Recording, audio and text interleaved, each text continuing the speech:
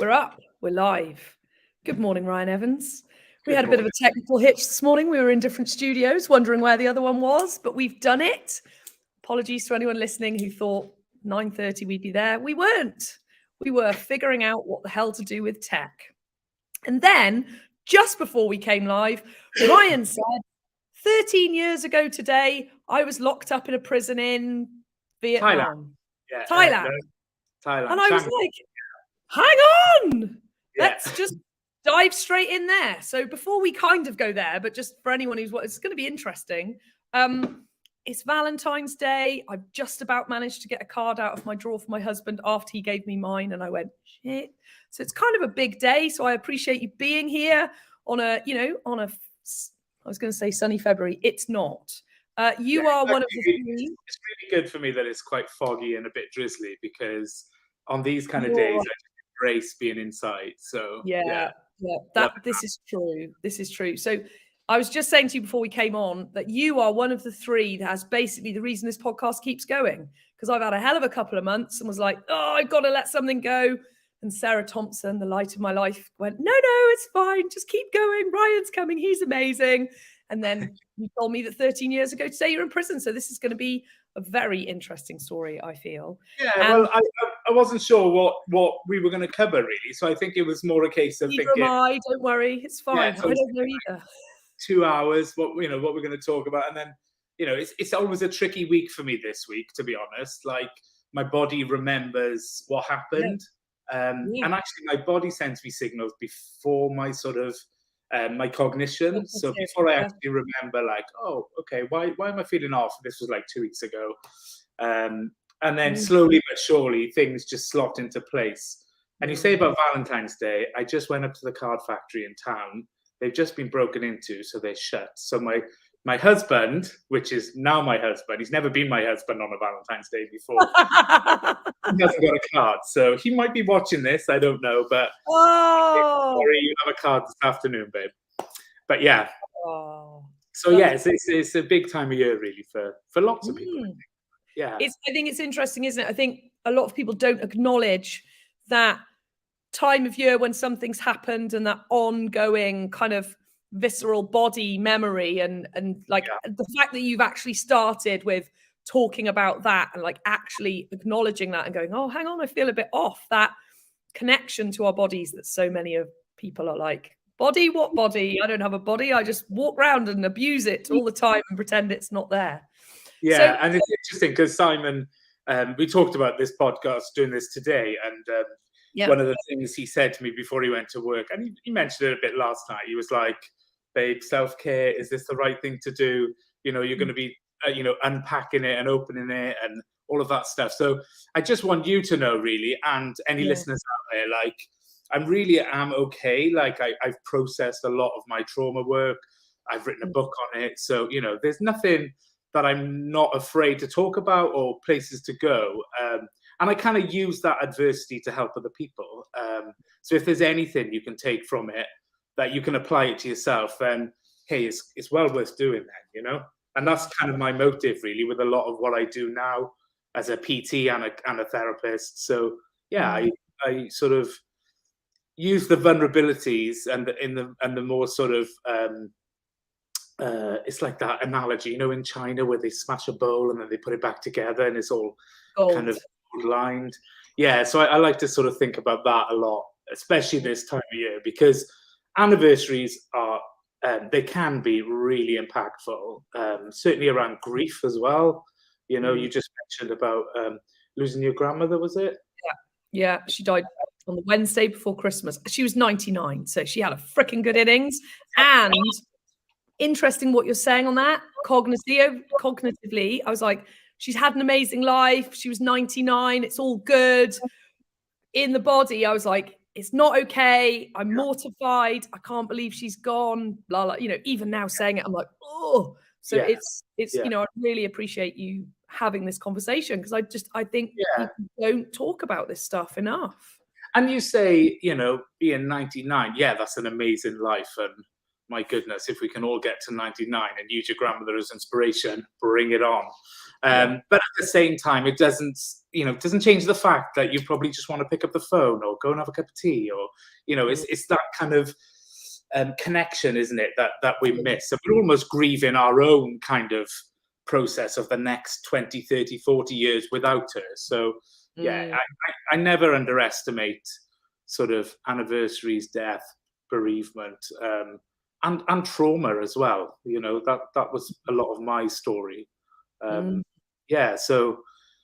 do you want to rewind? So now I know you as your PT, and your handle is one-to-one motivation, and you do coaching and all of that world, which is obviously we're going to get into like where that comes from. But rewind prior to that and everything that's happened. Give us a little kind of backstory of, when did you leave school? Did you do uni? What were you up to? Like a kind of. So I went to a Welsh school in sort of my primary days, and then I experienced some pretty major bullying at the start of secondary school. So I changed to an English school. That was a massive, massive change for an 11-year-old. Not just from having to change schools and new friends, new areas, all of that kind of stuff, but really the language of being taught primarily in Welsh, and then to be going to a school, even though my parents don't speak Welsh, but then going into a school and then being like, right, you're going to now learn everything in English and science and all of that kind of, and there was a whole mix of language that I'd never really heard of. Like as an 11-year-old, you don't tend to use the word multiplication or divide, but if you'd asked me what they were in Welsh, I'd be like, I know what that is. So there was a lot of shaming going on. For me, I took on a lot of shame around not really understanding, and then kind of went through secondary school and really got into sort of performing arts, drama, did a couple of summer camps of sort of youth theatres, that sort of stuff. And then I really fell in love with stage management, backstage, sort of production management. So I went on to get a degree at the Royal Welsh College, Music and Drama. And then, I worked pretty much as a freelance production manager straight off the bat. So there was no sort of climbing through my career. It was just right time, right place. And, and I was pretty ballsy. Like when I left, I had a pretty big sort of persona and a pretty big ego, to be honest. Like I was ready to go on a #1 tour, and that's exactly what I did. And then over the years, I kind of did shows and productions and events. I was really fortunate to have the opportunity to travel the world. So I lived in New Zealand, Australia. I've also lived in Canada. So I kind of got, these experiences that were just absolutely amazing to travel, to work, to do all of those things. And then when I was 28, I probably hit a big hurdle of self-development. I came out then as a gay man, having struggled with it, but not really knowing I was struggling with it. That's quite late. Like, how long did you know and were dealing with that in silence without anyone? Did you told anybody until that point?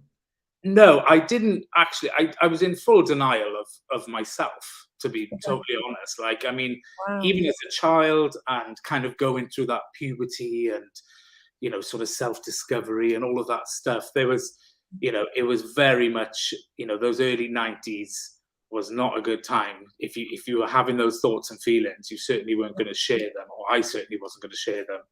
And I sort of just quashed it and really suppressed it. Then I had girlfriends and, kind of experiences that I loved sexually as well. So I wasn't, it wasn't like that sort of physical connection was kind of holding me back or anything like that. As time went on, I was in an amazing relationship for a good few years. That meant I got to travel the world with her. But then it kind of got to a stage towards the end of that, and it was coming to an end, irrespective of my sexuality, to be honest. And then after that, I hit a pretty low point, and I didn't know why. So I seeked a bit of therapy and a bit of support. And that's really when I was like, right, I get to just do anything I want, to be anyone I want, live in any country I want to live in. And then, yeah, I really thought, right, let's discover who I really am now, you know. But, you know, I get fascinated. I talk about it in the book, actually, coming out. And I get fascinated by people's inquisitive kind of nature around, well, did you know? You must have known, right? You're born gay, you know, it's not a choice. And yeah, it's not a choice, but it is fluid, you know, like that whole spectrum of sexuality. For me, it's like, yeah, there is no one way, which is amazing this day and age where people are talking about it more. There's, you know, it's all over social media, it's all over the press. And I think that's only a good thing. Yeah, because anything that's repressed is just, it doesn't matter what it is. It doesn't matter whether it's sexuality or anything. It's like at the point where you're like, I'm not allowed to be who I am. It's like, that's devastating, isn't it? And there's a whole... Yeah, and it's when you realize that, I think. So you might be living with it and it doesn't have an effect. But then when you start to think, oh, actually, I want something else, or, you know, I've got desires that I can't, you know, I can't fulfill, or there's a burning desire in me to go off and do this particular job with this company, but I can't quite get there, you know? Yeah, it's huge. And are your parents still alive? Have you got siblings? Yeah, mum and dad and 2 sisters. Had a great upbringing. Like, that's one of the things. In fact, we talked about that a couple of weeks ago in amongst a cohort of therapists.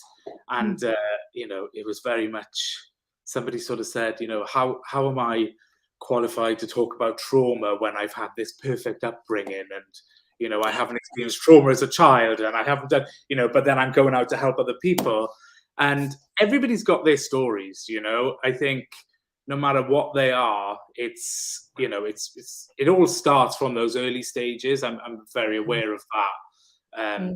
But it doesn't necessarily mean, you know, people like mine was bullying, you know, and one of the stories I talk about in the book is, you know, a close family member kind of calling me out at a wedding, you know, when I sort of went up to order a drink, and, you know, he was behind the bar, and he said, oh, what do you want, right?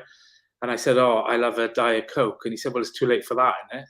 And I was, you know, 12, you know. Yeah. And it's like, you know, and, you know, and I knew it was wrong, and I felt that shame. It still hurts though, right?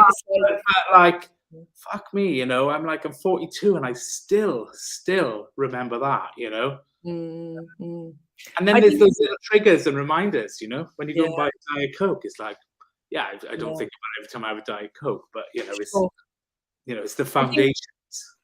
It's really powerful for you to share that. I remember sitting in a CODA meeting in London, so it's a 12-step Codependence Anonymous, and I remember sitting there going, I shouldn't be here. I don't have the stories that the people have, but my life's not working. Like, it's not functioning. This is 10 years ago. And, you know, I met up with my husband, and my brother had died in a cycling accident, and my life is just a shit show. I'm like, what is wrong with me? Like, nothing's working.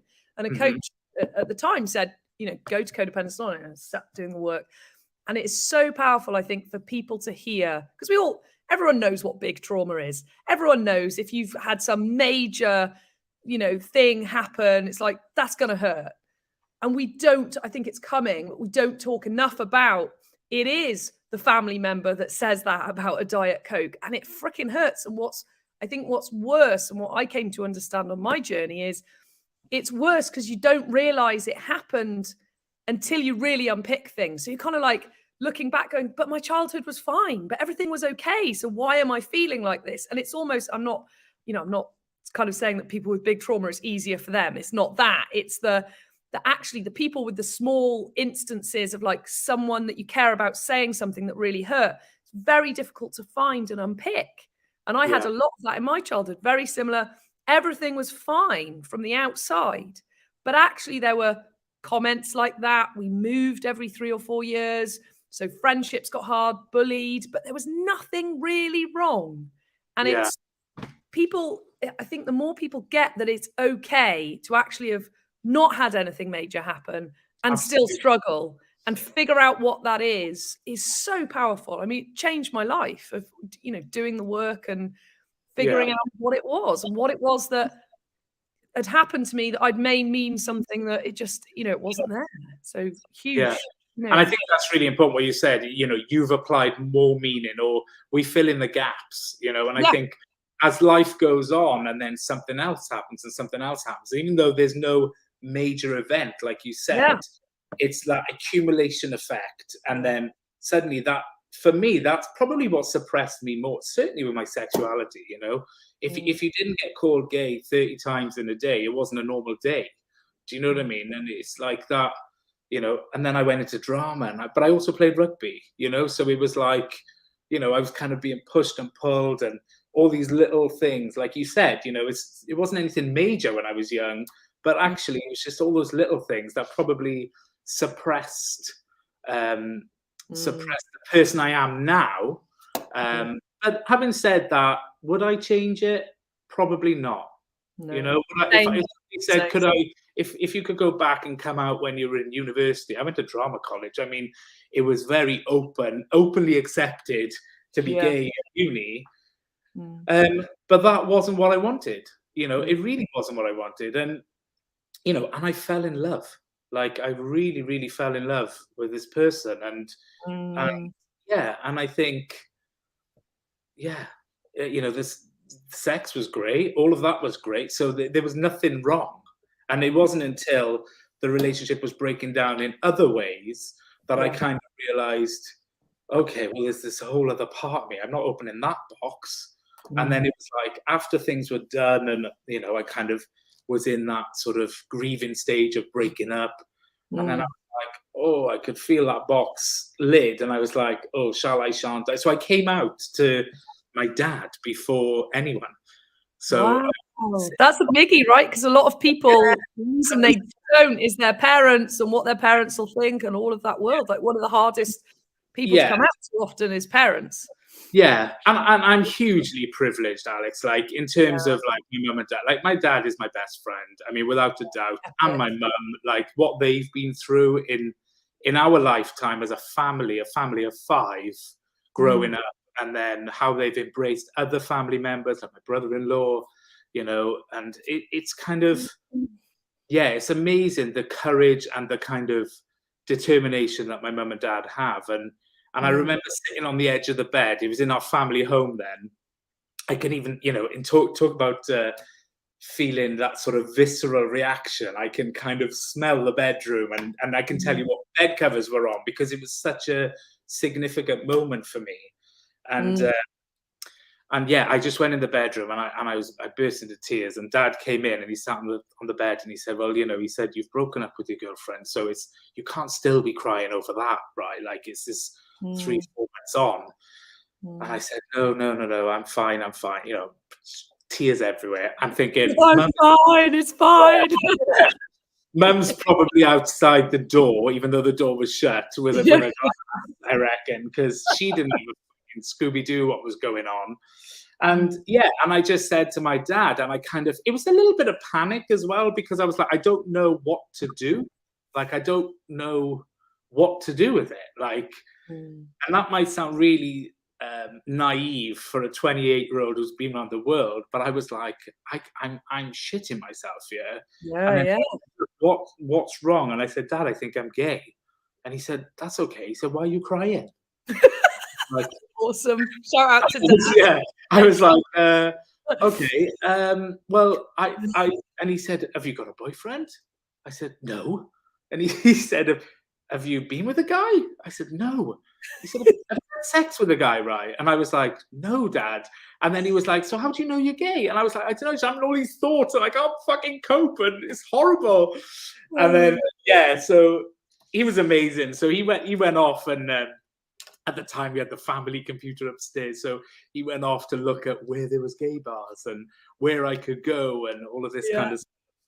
And then in the meantime, I went out to the conservatory to Mum, and I write this in the book because it still makes me chuckle to this day. Still floods of tears. And she said, right, sit by there, boy. She said, I'm going to put the kettle on. So she comes in with a cup of coffee for me and her. She goes, right, before you say anything, she said, if you've murdered someone, she said, there's going to be consequences. She said, I'll stand by you, but there will be consequences. I was like, Mum, I've not murdered, like, Do you even fucking... I'm not anywhere. She goes, well, what is it? She said, because it can't be that bad. And I said, Mum, I think I'm gay. Oh, that's all right, boy. Elton John's gay. I was like, fucking hell. Of all the people in the world, Mum, you compare me to Elton John. So, yeah, it's really, that kind of gives you a little picture of who my parents are, really. Yeah, amazing. Yeah, so really kind of privileged to have that response and that reaction. And and then I just decided to move away. So I went to Spain to sort of really come out for myself, and I did a PT course. That's where I learned to be a personal trainer. Okay. Yeah, because there's something, isn't there, about when we're creating ourselves newly, being with everyone that knows us. No one ever really knows us, right? But there's like, we know who Ryan is. He's this. And then you're going, no, I'm not. I'm this. It's much easier to go somewhere new and go, this is who I am. And everyone goes, okay, no problem. Because they have no basis. That's exactly what it was. And I remember I went to Javier in Spain, and there was about 20 of us. So we were on like a camp for best part of 5-6 months to learn to be a PT. So it was quite an in-depth course. Wow. Cool. Yeah.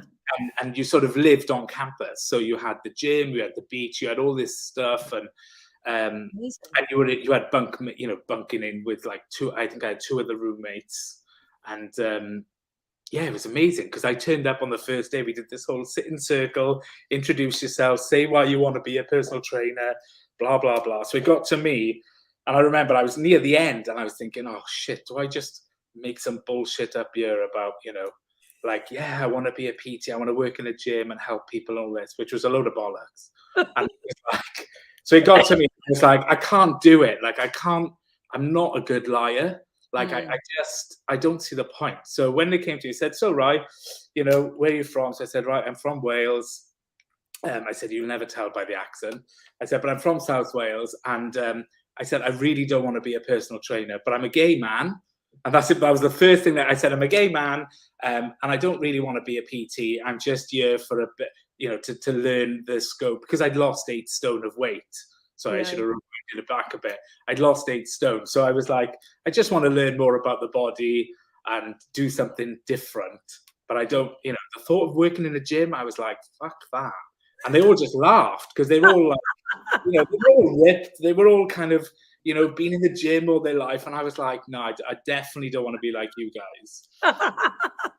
And I fitted in really well, and we had a great crack, and it was probably the best 6 months ever. Just sunshine, training, working with people, just being who I wanted to be, and having this persona that I'd sort of manifested in a very short amount of time. Yeah, it's really interesting. It's there. It's there, isn't it? So it's almost like you're uncovering it. It's not like you're making something up. You're almost discovering everything that's there at the same time, aren't you? So it's kind of it. I think sometimes change shocks people, but it's like, well, it's all there. So it's not like you're every day going, well, what shall I do differently today? You're just going, oh, okay, cool, let's go with it. Yeah, and I think for me, the biggest thing then was when I graduated from the Australian Institute of Fitness. It was the Spanish place. And when I graduated, I absolutely fell in love with gym work at the time. And I was like, oh, this is great. Like, yeah, I can be a personal trainer, actually. Like, and I've got this. And yeah, okay, I probably don't feel comfortable in a gym, but fuck it, I'm going to give it a go. So I moved to London then, and I worked in Cannons on Carnaby Street.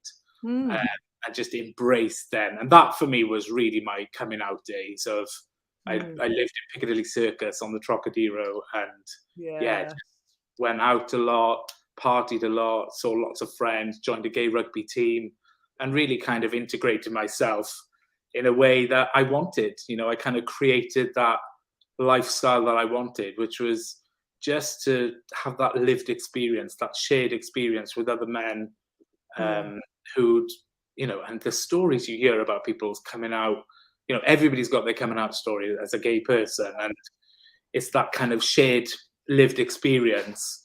And some of them were horrific. I mean, I will say some of them were really sad. And it just really reinforced my awareness of what I had and the privilege I have and the family support and all of that stuff, really. So, yeah. Yes, because there are very different stories where it's absolutely not okay by the people that are being told, and there's a whole world of in an already like tricky thing to navigate. There's like having, you know, your own family not being okay with it. That's huge for people. I mean, it's just definitely. And, you know, I talk about some statistics in the book around sort of suicide linked to sort of young gay men, you know, and it's really sad, you know, and like now we're 20, 30 years on from that time, and it's like, it's so amazing to see so much open conversations. You know, there's so many Facebook groups that are out there now for men, you know, Lads and Dads is an absolutely brilliant one. There's, you know, there's the man sheds, there's all of that kind of stuff. I mean, I'm a big champion of let's get talking about it. You know, we're just human at the end of the day. Yeah, and that's it's the silence and the shame and the hiding it that keeps it toxic, right? It's like, actually, if we're talking about it, it's just magic. So just rewind a little bit, because you just dropped in there that you just dropped 8 stone of weight. No one just drops 8 stone of weight. What happened? Anyone listening who would like to drop 8 stone of weight is going, hang on, that was a very small sentence for a very big thing that happened. That's not no one can eat. So that before going on a PT course as well. So and I was helping people. Like, I remember my sister training to get married, and she wanted to lose some weight, and I wasn't in the country at the time, but I was like sending her loads of messages, and I was like, just do this, and it's like, you know, if only it was that easy. But she did sort of follow kind of the pattern that I did, and she lost, and she looks incredible, and, you know, super fit. Had the most amazing wedding abroad as well, and it was really that's what triggered me to kind of go, right, if I'm generally helping people, and friends would say, how have you lost the weight, right? And I'm thinking, well, if I can do it, you can fucking do it. Do you know what I mean? Like, I battled with weight all my life. But yeah, when I dropped 8 stone, I was in a different country, so I was living in New Zealand at the time, and I didn't have any pressure. I went from production managing a #1 UK tour 2 years after uni, or within a year or so after uni. And I was like, if I don't go traveling now, I'm never going to do it. Like, I love my job, and I would work 18, 19 hours a day. And it was my identity. Like, it was becoming more and more of my identity. And one job was feeding into another. Yeah. So I made a brave decision, and I was like, right, I'm going to do it. I'm just going to book the ticket. So, and it was around about this time of year, and I remember being on tour, and I was like, yeah, I'm going to book that flight. And me and my girlfriend said, yeah, we're going to go for a year. And then I said, well, actually, if we're going to go for a year, we might as well go for 2 years, which is, let's do New Zealand and Australia, because we're already over there, right? So it makes sense. So that's exactly what we did. So I booked the flight for September the 11th. The 10th, which would have meant we were in the air for the 11th, or whatever it was. It was that time of year.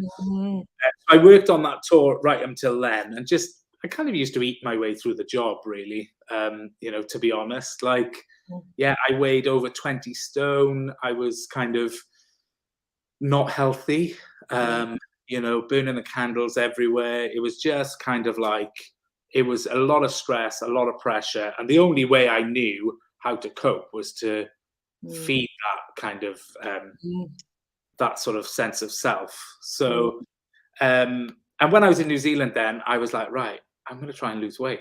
And I thought, we bought a van. So we lived at the back of a van for a while. And what I would do is every day I would and I always say the fact that I didn't have to work, I mean, I did work, but they were kind of like in a coffee shop or in a bar or whatever. I had no responsibility. And it just meant I was there to see the country and to experience all these wonderful things.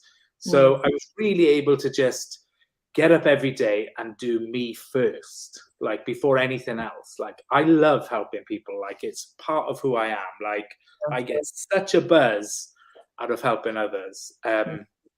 But there I was like, well, it's just the two of us and this van. So I'm going to get up in the morning and go for a run.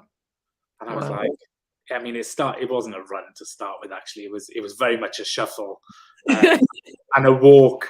But I committed, I did an hour every day just to start the day. And very often my girlfriend would pick me up like an hour down the road and then from there. And her support was first class. Like, I don't know if it would have been as successful had I not had her support. You know, we were cooking out the back of a van. I was a vegetarian for that time. I was just really loving life. And actually, the weight started to come off and I really liked it. And I thought, God, this feels good. Like, just to kind of not carry 21 stone around every day and getting in the back of a van. And, you know, it was a small panel van. So, you know, there was a lot of me. So, yeah.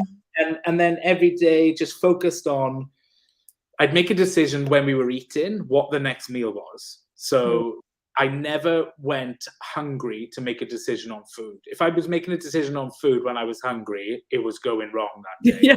Game over. I'll eat other things. I would just write the day off, and I was okay with that. I'd be like, right, today's not, you know, not a day to be losing weight. Today's the day to go, right, fuck it. We've just been up the glacier and now we're having a whatever pizza for dinner.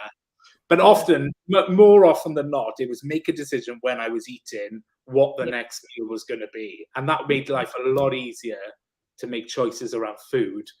And I'm a big advocate. It's 80% diet, 20% exercise. We see that all over the place, but it really is.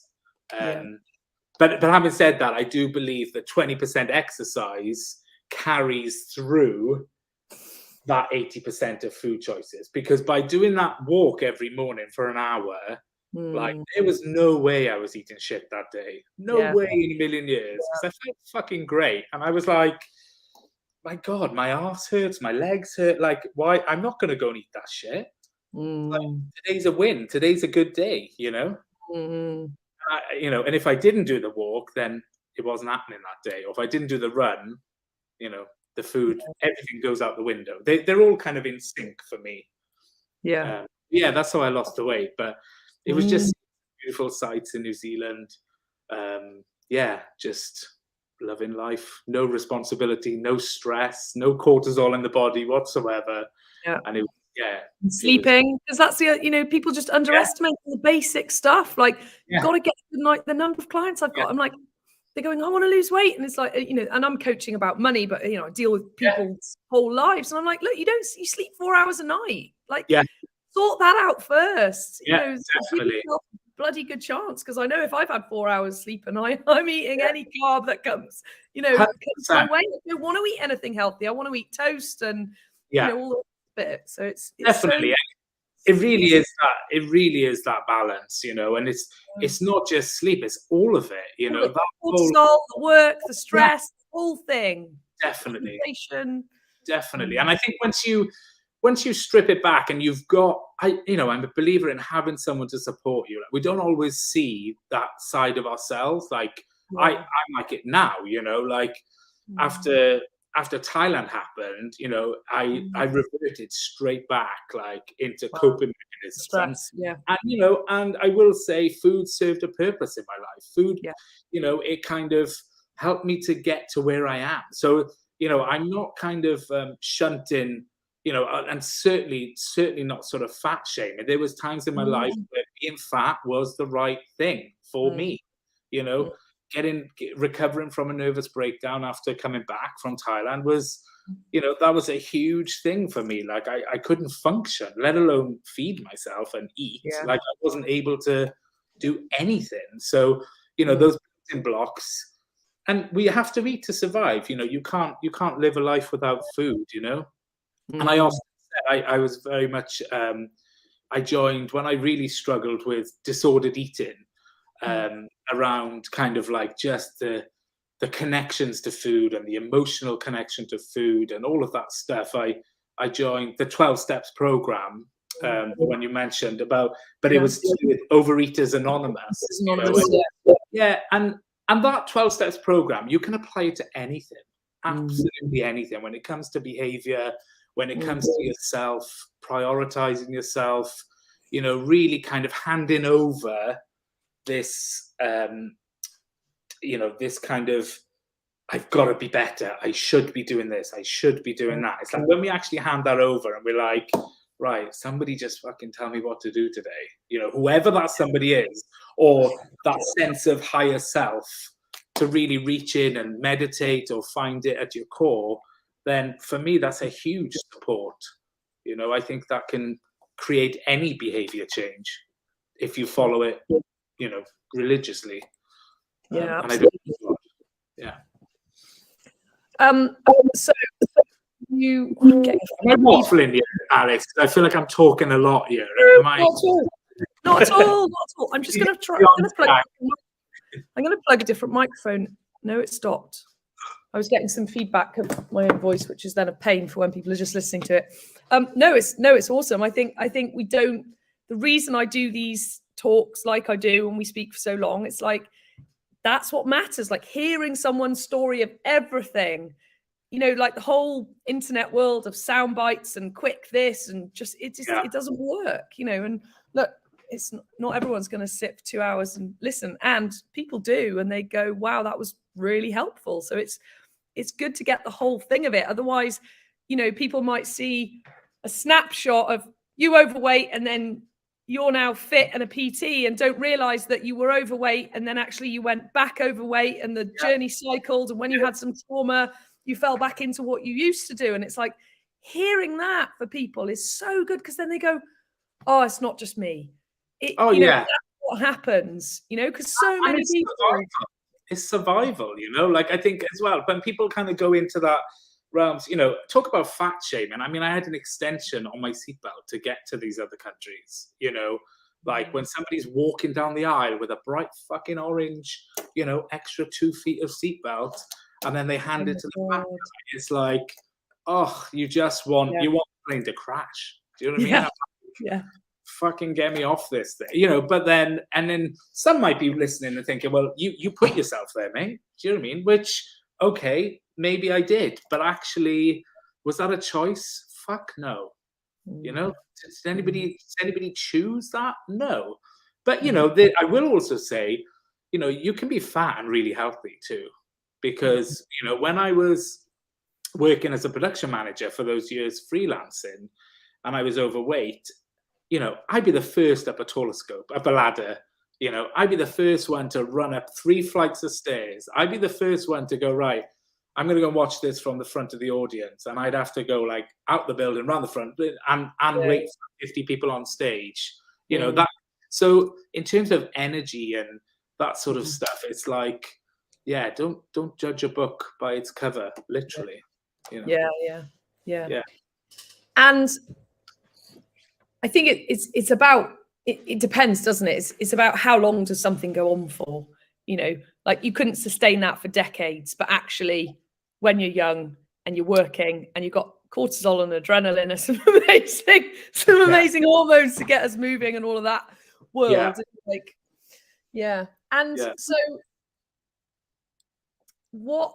So you went to Spain, you did that, you went to London, you're now a PT. So what I'm interested in is what was the difference? So you were living in Wales, or had you already been traveling around at this point before you went to Spain? So what I'm interested in is your original friends who didn't know you were gay. So you came out and then you went off and did loads of stuff. Did you come home and they were like, oh, you're different? Did you deal with any of that? Or were they used to you traveling and going away and they didn't really see a difference and were fine? Or did you deal with anything of like, longer term friends? How did that work out? So a couple of things.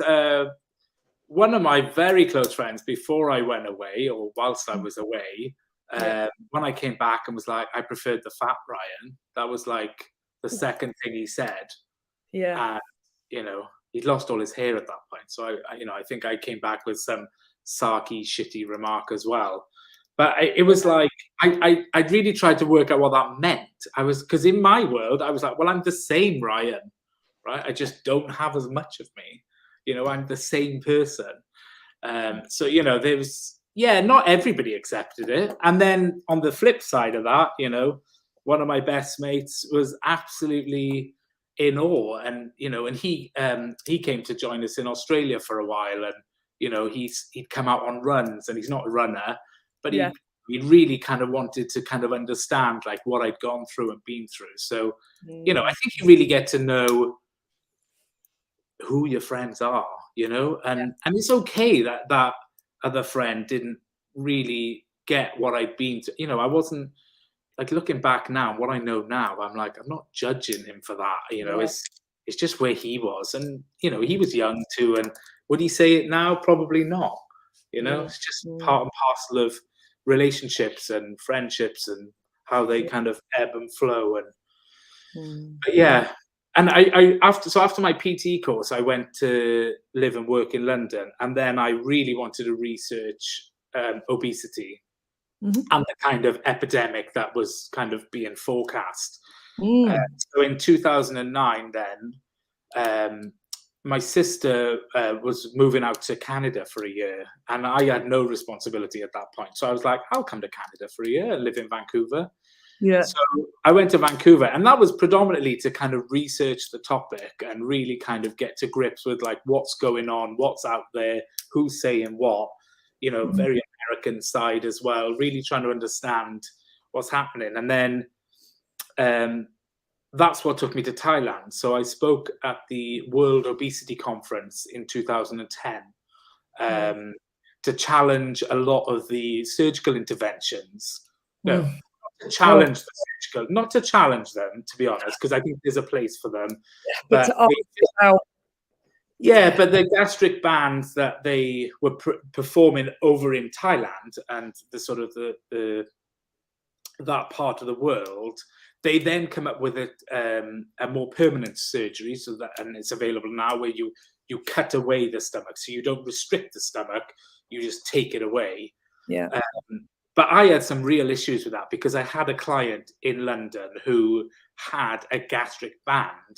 She hadn't had the surgery, but her life was miserable. Like, I remember seeing her day in, day out, and I'd work with her once a week in the gym, and it broke my heart. It absolutely broke my heart, because I could see how weight was controlling her life. I could see how now, not only the weight was controlling her life, she'd lost weight, but still wasn't happy with her body.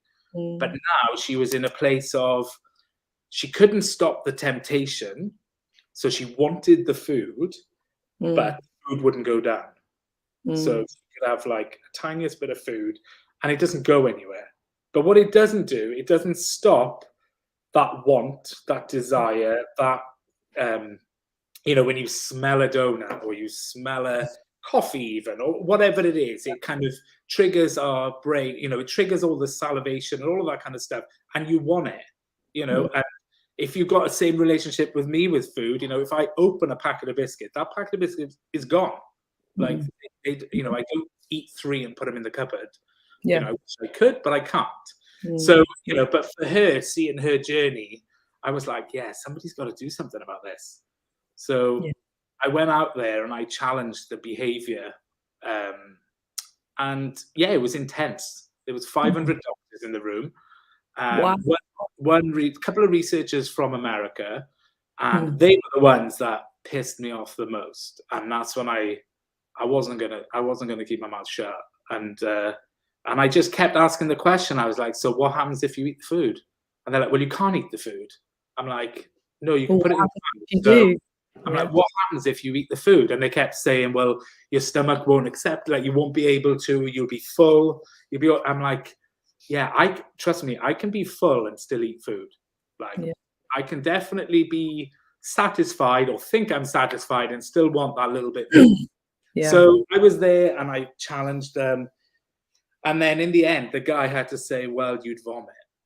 And now my client that I worked with in London used to vomit 6, 7, 8 times a morning, an afternoon, and night.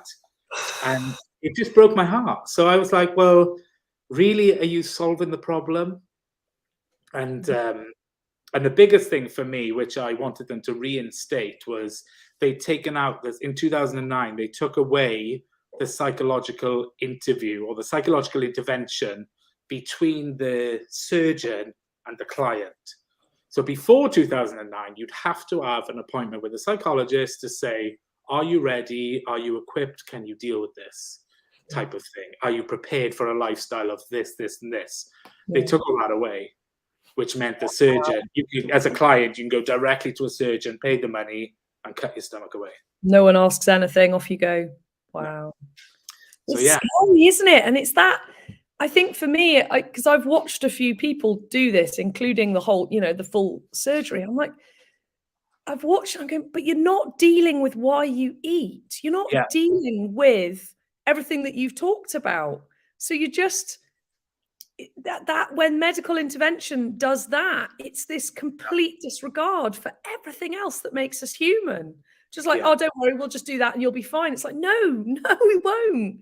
And it'll end up manifesting, God knows, in what other ways. And it's just such a, I think the thing that's sad for me, and I'll get called a kook and all sorts because I believe in homeopathy. I won't go near the health services if I can help it. I've been to doctors before when I was exhausted and burnt out when I was a chef, and they offered me antidepressants. I'm going, I don't want antidepressants. I'm fucking tired. I need some time off.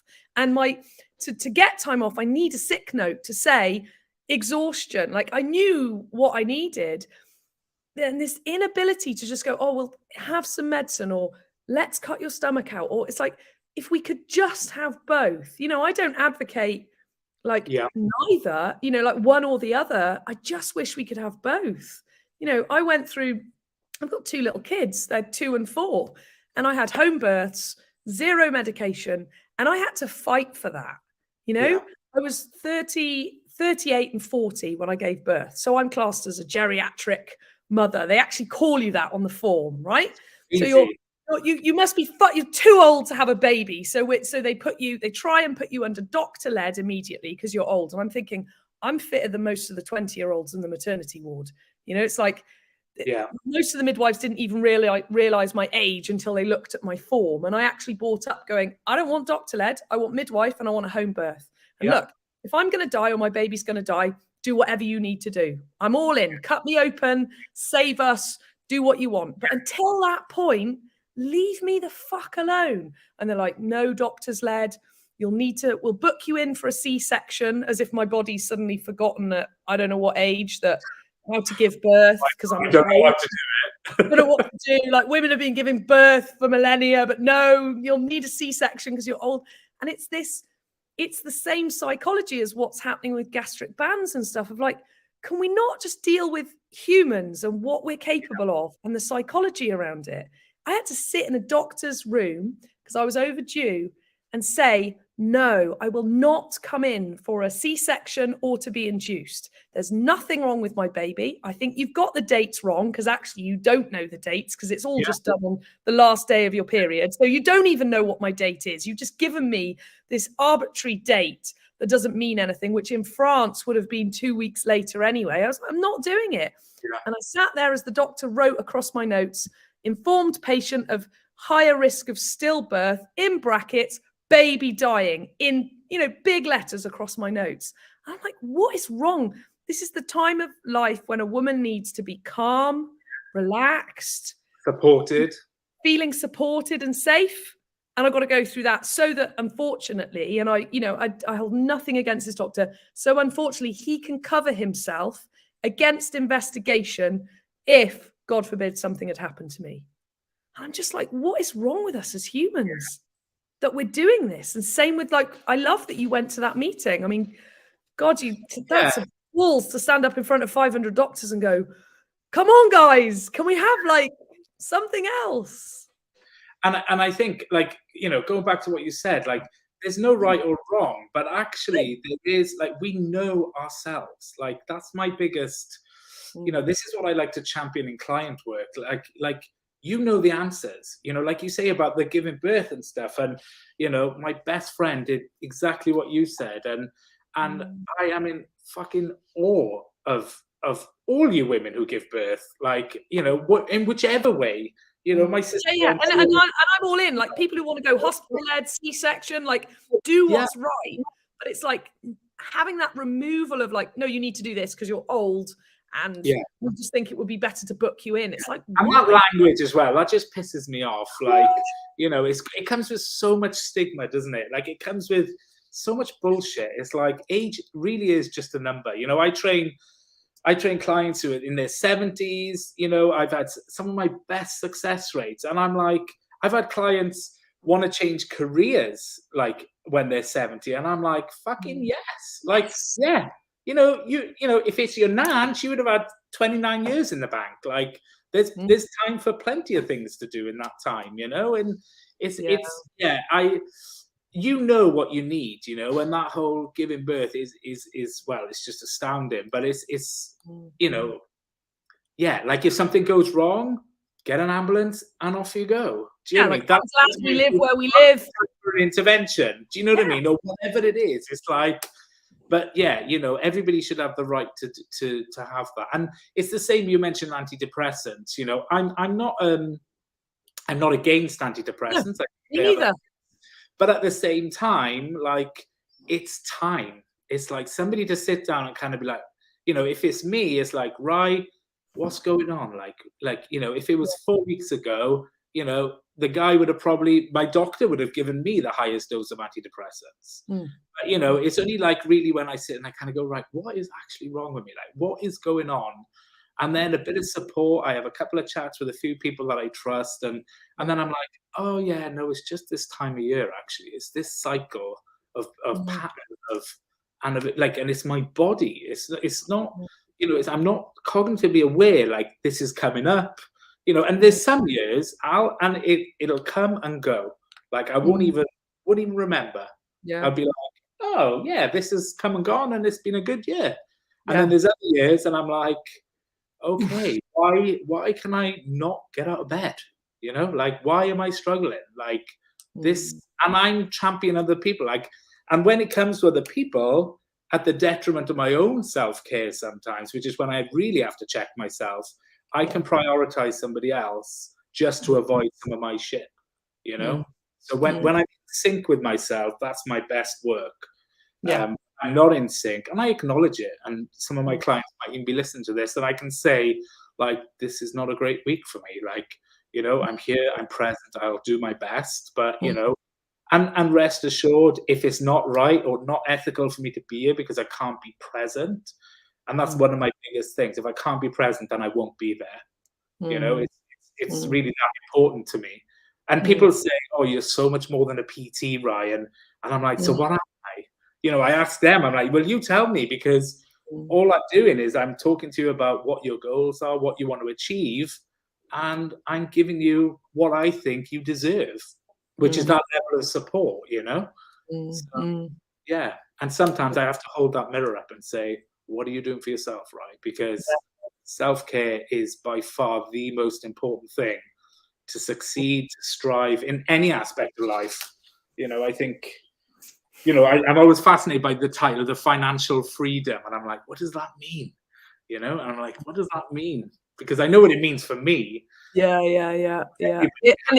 Well, I'll give you an inkling. What my clients say is I hoodwink them with financial freedom, and then I make them deal with the rest of their lives. Because that's it.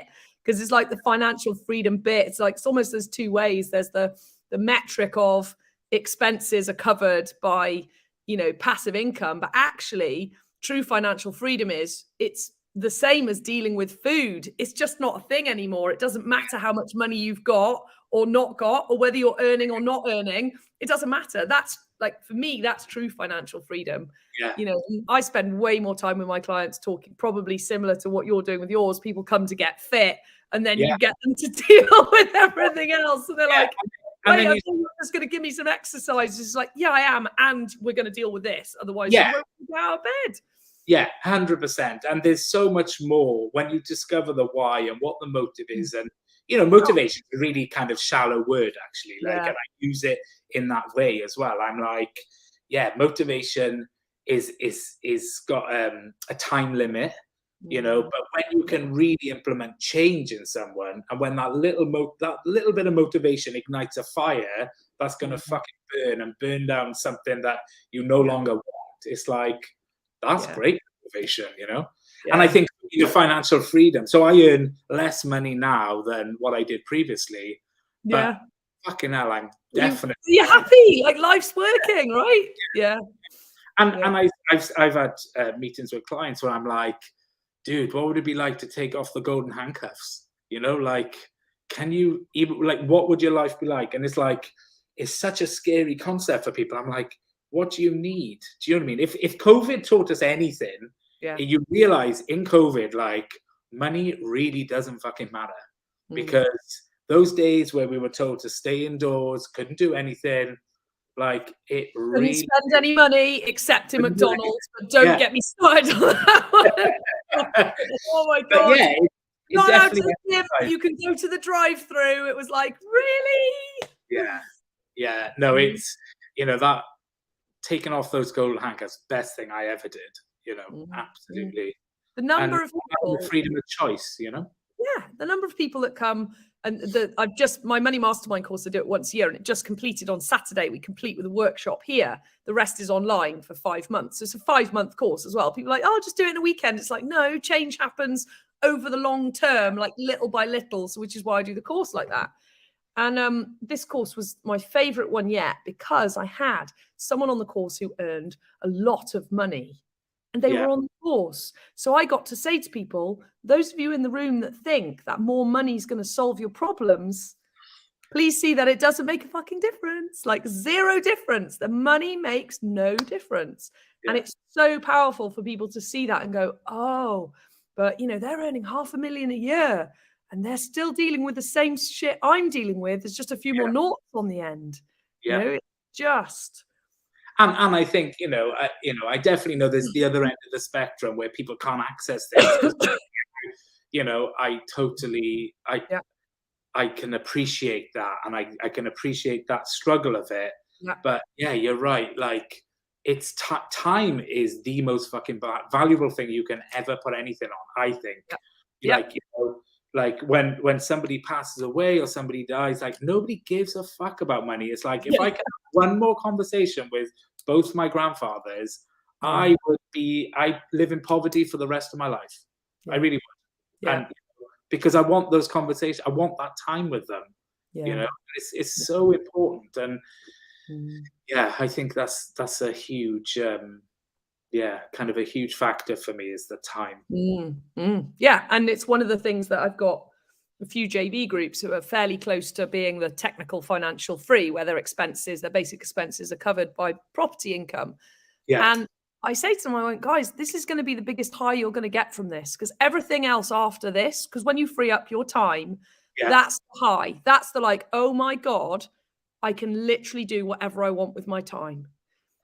After you've got that high, everything else is just more. It's like a bigger car or a bigger house, or you spend some more on holiday. Like, it doesn't matter. There's no, you know, the incremental thing in the first, like, naught to £60,000 is massive.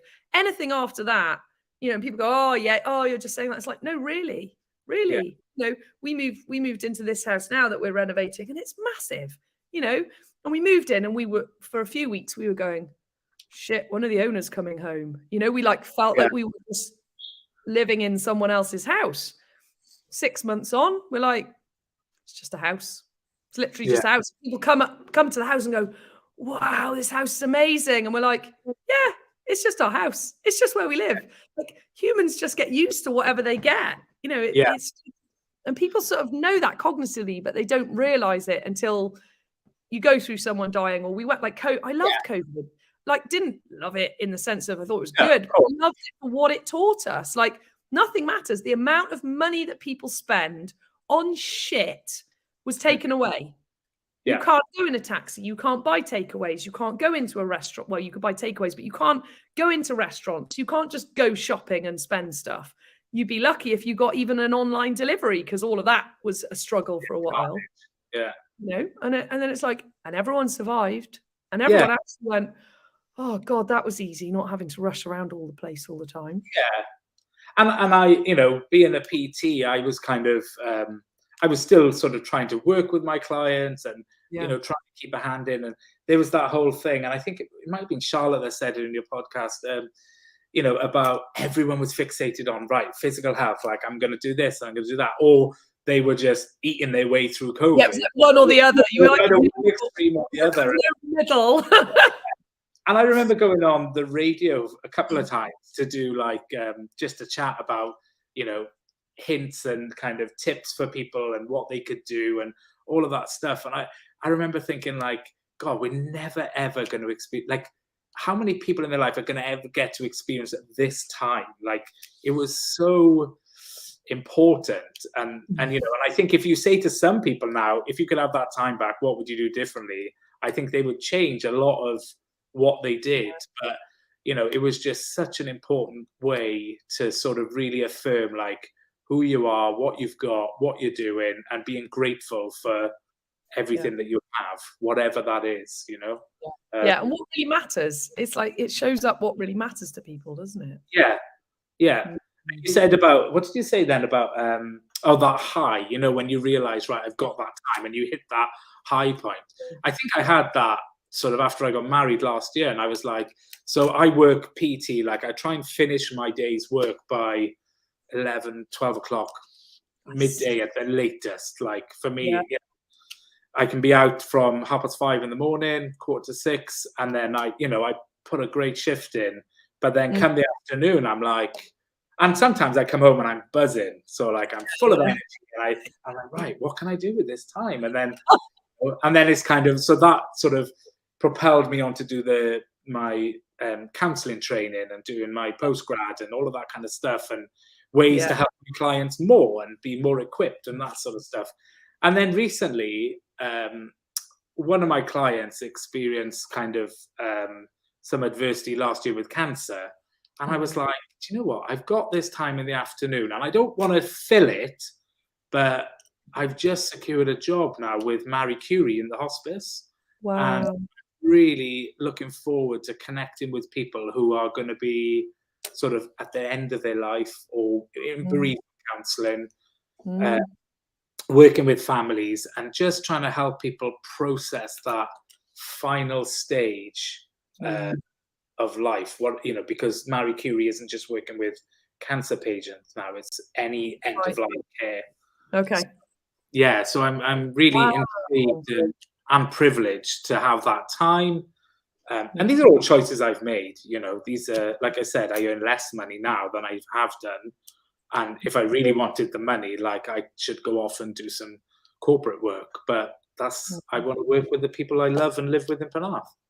Yeah, it's huge. And it's anyone who's listening to this, it's like really let that sink in for a minute, because so many people chase the money and they think the money will make them feel better. And what makes us feel better as human beings is doing what we really want to do. And being able to have the ability to do what you want to do and go, do you know what? I'm going to work with end of life care in the afternoons because I can, because that's what I want to do. Like that feeling of doing that. And I mean, I'm sure there's going to be heartbreaking days where it's like you can have all the therapy training in the world. And, there's going to be days where it's like, fuck, that was hard. But in the main, it's going to be, the whole uplifting, helping people, serving. Yeah. I think for me, that level of compassion. And I think it's interesting, isn't it? Because people shit themselves when you think about death and you think, right, we're all going to die one day. Everybody's kind of like has a kind of a visceral level of fear. Like nobody wants to die, but, it's that kind of feeling. And for me, like I wrote about it in the book, one client I worked with in London, and he'll always stay with me. I've got a place in my heart, really. And I kind of think it was so amazing in those last final weeks. He was in his late 70s, stage 4 cancer. And I went and did PT with him 3 times a week. I'd go there, I'd sit with him, I'd get him out of the chair, we'd walk across the road to the bench on a good day. And, he would reflect on his life. And I really do think, like, I was so intrigued by this guy. Like, he was just fascinating. And I'm fascinated by people anyway, because I believe we've all got our journeys, our stories. And when I said to him, like, what's your earliest memory? And then he would just recount a story. And then I'd ask a question about, like, what are the things that what brought him joy, like when he met that person, and like, you know, and suddenly he's reflecting on his life. And I had no fucking training then. Bear in mind, I was a six-pack, just come off a PT course, thinking I was God's gift to the gay community in London. Do you know what I mean? So, like, yeah. So do you know what I mean? I was through the river. When I connected with him, that for me felt really like, that was like opening up my heart and really kind of being present and privileged to hear these amazing stories and grappling with his death as well, thinking, God, I'm not going to be here for much longer. And yet, you know, he's choosing to spend this time to do this 3 hours a week. Wow. And he's having these conversations. And I think, what a beautiful way to process your life, almost with a stranger who really recount it, because ultimately he was recounting it for himself, you know? Yeah. And it's just, it makes me fascinated, really, that, you know, to offer that up as a way to process what's coming, and to help someone through it, maybe. Yeah, it's huge, isn't it? I spent a lot of time with my grandma. She lived up in Staffordshire, so she's quite a way away because I'm in Newport. And for the last 4 years, you know, I've got a 4-year-old and a 2-year-old. We've had COVID. Just seeing it has been, you know, it's been much less than normal.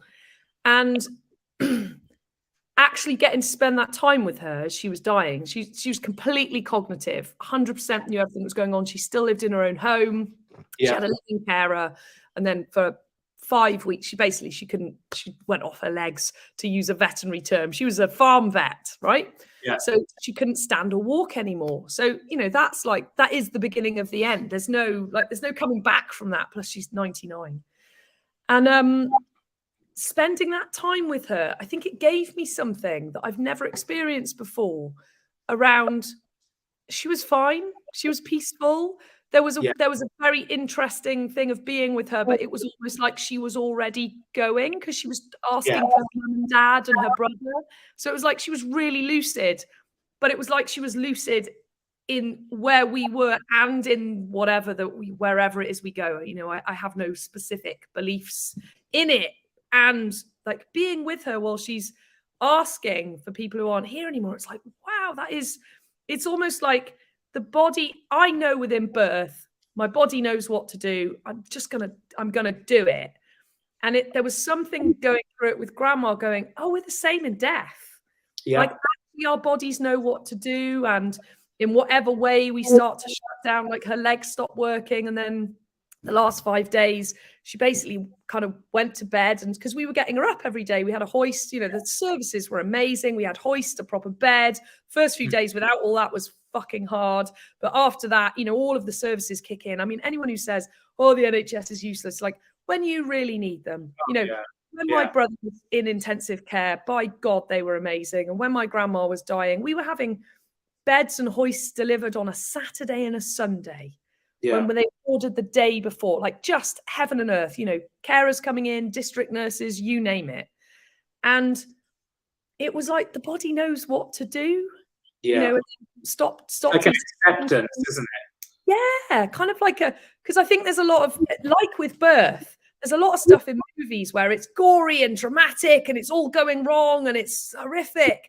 And actually most of life's fairly, I mean, birth was really messy. I'm going to give, like, it was messy. I was like, Jesus, this is gross. You know, and we were at home as well. So clearing up the mess is not like in a hospital where, you know, it's much simpler. But apart from that, in the main, labor was kind of quiet. There was a lot of waiting, and death's kind of the same, you know, that sort of quiet. And then she went to sleep, and she just, my mum was with her. So I left the day before she passed away. I needed to come back for kids and all the rest of it, but spent a couple of days with her just before.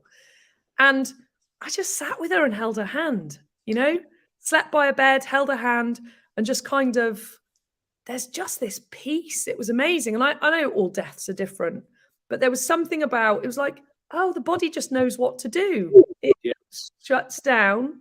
And then she took a last breath and was gone. And that was it. But it was like very quiet. There was lots of time, you know, all of that. And I believe that ought to be sort of processing time, like the body's processing it, her mind's processing it, your process, you know.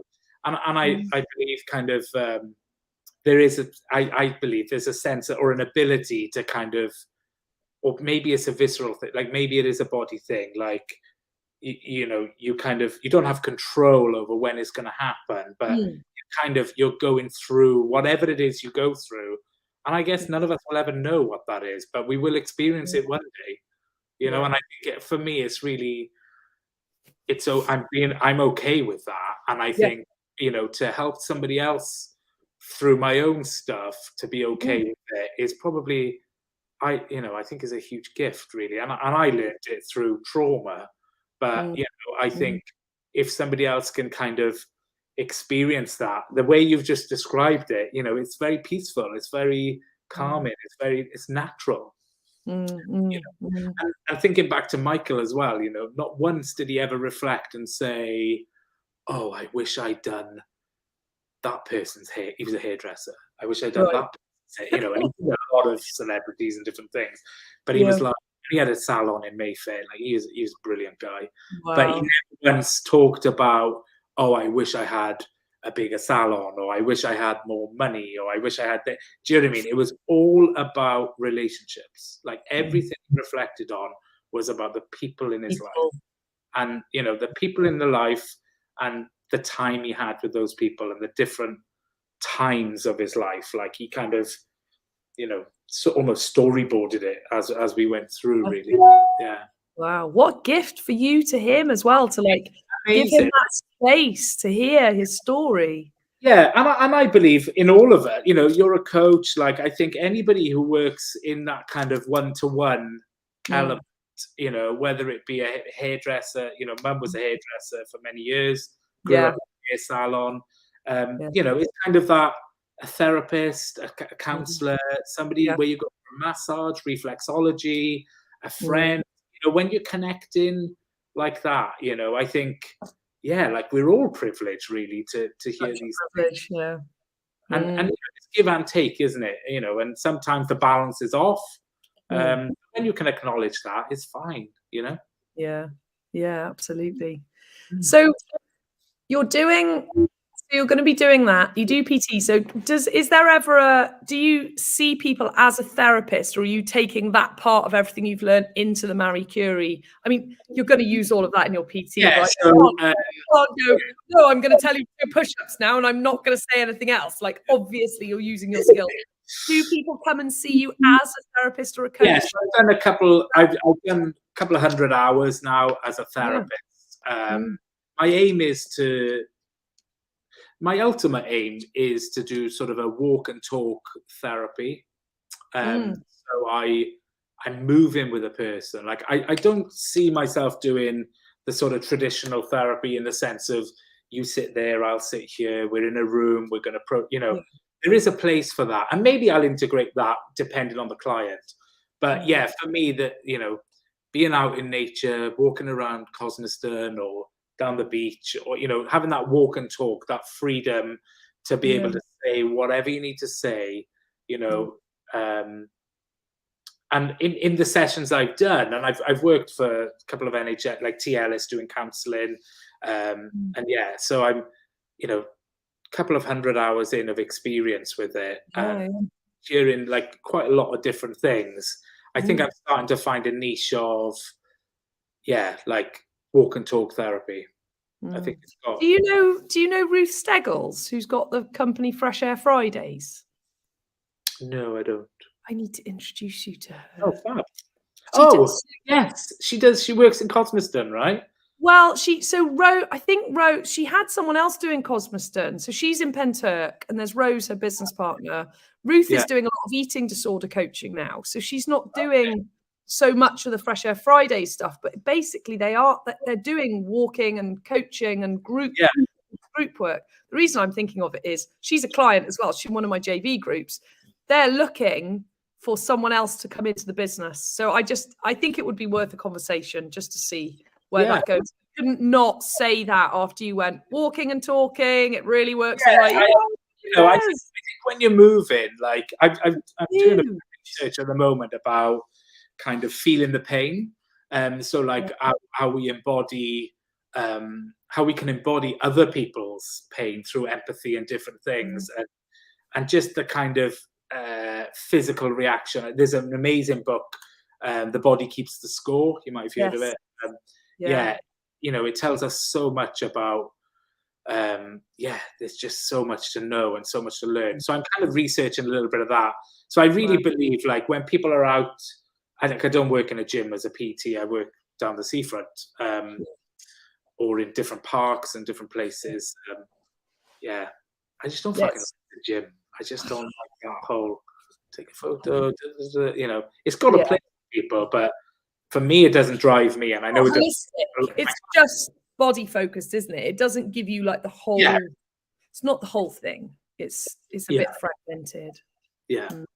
And I think when we can be stimulated by everything around us, whether it's the sea, the park, nature, all of that kind of stuff, it's like, fresh air, like just walking in fresh air, so powerful. And we go, oh, that's way too simple. That's not going to make a difference. Like, it is. It's going to make all the difference. You have walking in fresh air into like talking therapy. It's like, just makes it, it's just mind blowing. Nobody ever finishes a session saying they felt worse. I in my own journey of therapy, and I've had counselling sessions where I've come out there and I've definitely felt worse. But that's part and parcel of the processing and all of that stuff. But I just believe, like, being able to kind of get into something with someone, like, it's a transition of going into a session, you're in it, you're absorbed in it, you're in it together. And then trying to transition out of it by being in nature, it actually really can ground you in the environment and that sort of stuff. And you can really take care of your client as well, in the way of checking in with them. Are they okay when they leave the session and that sort of stuff? So but I'm hoping with the Marie Curie work, like, maybe there's scoped in the bereavement counselling to do some group work, or to do some, getting people out, considering we've got these beautiful surroundings in Penarth. So where's is the Marie Curie? Is it one of the ones? It's right on it's on Marine Parade. So so review, like, the view that you can come out of the back of it onto the the park. It's really long. That's parallel to the seafront, isn't it? Yeah. Wow. Yeah. So you've got like a little bandstand, which I've done many sessions in that bandstand. Have you? Okay. Yeah.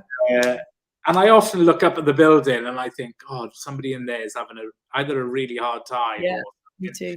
And you can kind of reflect a bit on that, and again, just be grateful for what we have in the here and now. So and there's something, my journey as a coach, I came into it accidentally by my background's a chef, so I was a chef for 17 years, like hard going, all of that world, and I came into it because people started asking me for help with money and property. So I came at it kind of by mistake, helping people for free, and they're going, actually, let's formalize this and all the rest of it. But I used to do one-to-one coaching, and I don't do one-to-one coaching anymore unless it's really needed. But actually, if people need really deep work, I'm not really the person to do it. It's better that they, formally go to someone else and do some, I'll go pretty deep with people, but there's a level to which as well. Now I'm like, actually, do you know what? Having that as an add-on with someone else is really powerful. Yeah. One of the biggest things that I thought, and I went to group work because I started people joint venturing together. So they were in a group, and it's so powerful in a group because people all of a sudden have the support of everyone else in the group, and they get to see that they're not on their own. Because I think a lot of us, we go, I'm the only one dealing with this, until we're in a group. I think because I've done 12-step program, you're in a circle and you go, but I'm not the only one that thinks I'm a complete mess. Everyone else in here also thinks they're a complete mess, but actually there's lots of us, so it's okay. And there's something so powerful about coaching and therapy in a group where everyone goes, I'm not the only one. And also the therapist isn't the only one that can support them. Like, having that other people that are going through the same thing, and that shared experience, and that when one person's having a shit day, there's guaranteed to be other people who are like, no, I'm okay. I've got, I can support you. It's magical. Like, being in groups of people is huge. And I think understanding your limitations as well, like really acknowledging, when there's scope for something else that will help someone, and really kind of not, kind of really owning that and sort of just acknowledging, right, okay, this has gone a bit beyond where I can help you, or actually if we introduce you to a group, then and you can normalize something as much as you can normalize it, but that person's got to feel it, and very often if you're in that group environment and you've got 10 people saying similar things around, for me it was disordered eating, which is not an eating disorder, but it's that relationship to food. And then when everybody else is giving their take on it, I'm like, oh yeah, this is like, it's not just me, it's a thing. It's something that people deal with. And also for me, like, I grappled when I started, because I did an Ironman, which is when I decided to give up my last job and start one-to-one again, the same way as I did London. And on that day I remember thinking, like, this is definitely, like, I had a coach for that, like, he was amazing, but I could just kind of really know what I wanted, where I wanted to go, and really kind of trying to understand and help other people whilst having my own shit. Does that make sense? So like understanding what's mine and what's not mine. The last thing you want to do is project your own stuff onto anyone. And equally, the last thing you want is to be projected onto. So it's kind of really understanding what the limitations are, where you can help, and where it's going to pass somebody on, or add to their kind of lifestyle. I remember feeling like a fraud for so long being a PT. And I disclosed it to my clients. I was like, you know what, like, I've just finished an Ironman, but I feel like a fucking fraud. And they're like, oh my God, but right, if you had a six pack and you were doing this, this, and this with me, I wouldn't be coming to speak to you or to see you or to ask you to help me. So many of them kind of connected because this is what they say anyway on the website and stuff. They're like, you get it. And I'm like, I do. Yeah.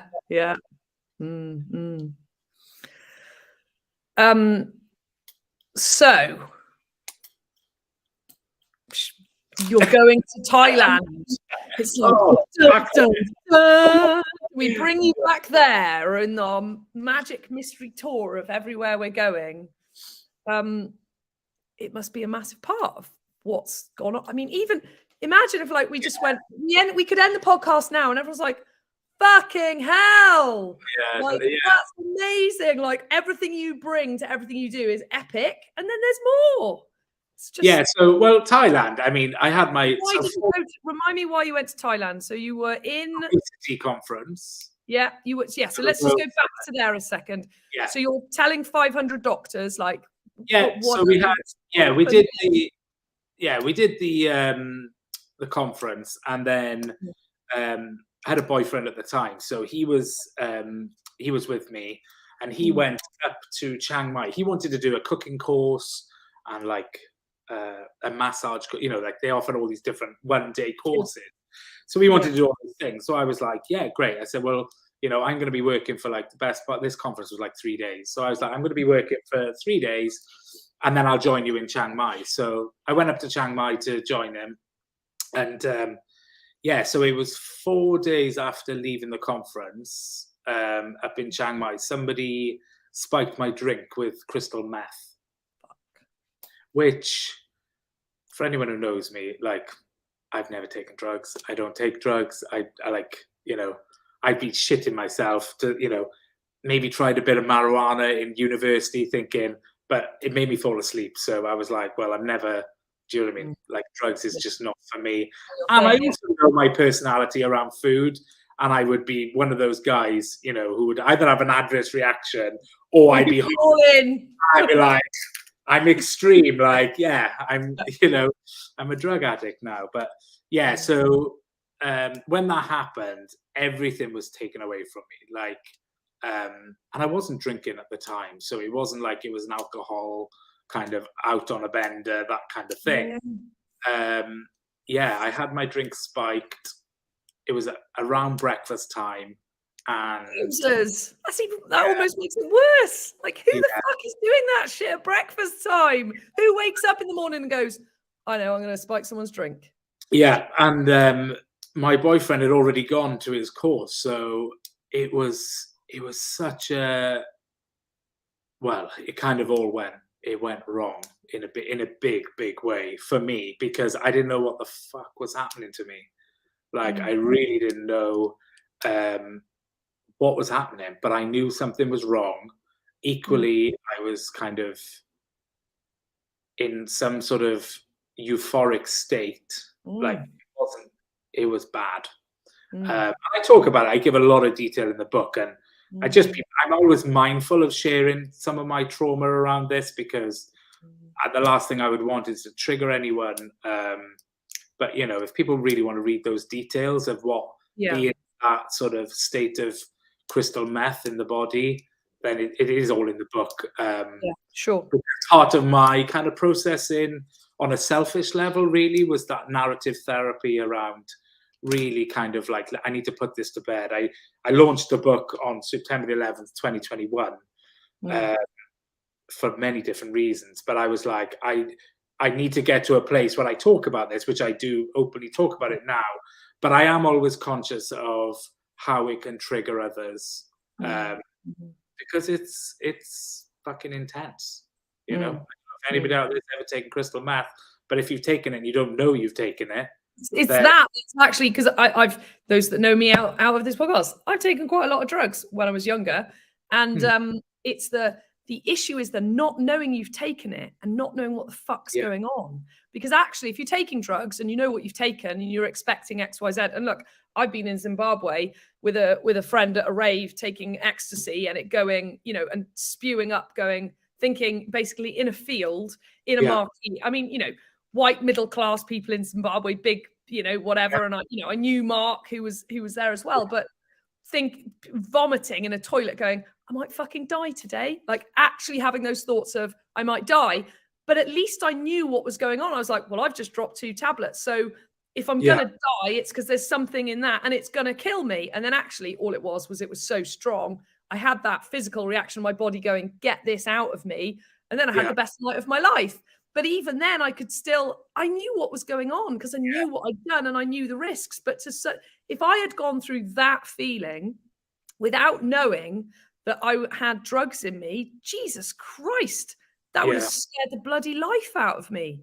Because then you don't know. So you don't know what to expect. So you don't know what's coming. And then I'm assuming it got worse because then you're starting to freak out.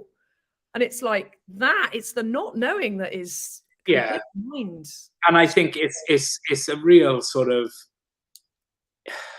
it's a violation. You know what I mean? Like, I really, looking back now, it's like, you're taking that control completely away from someone.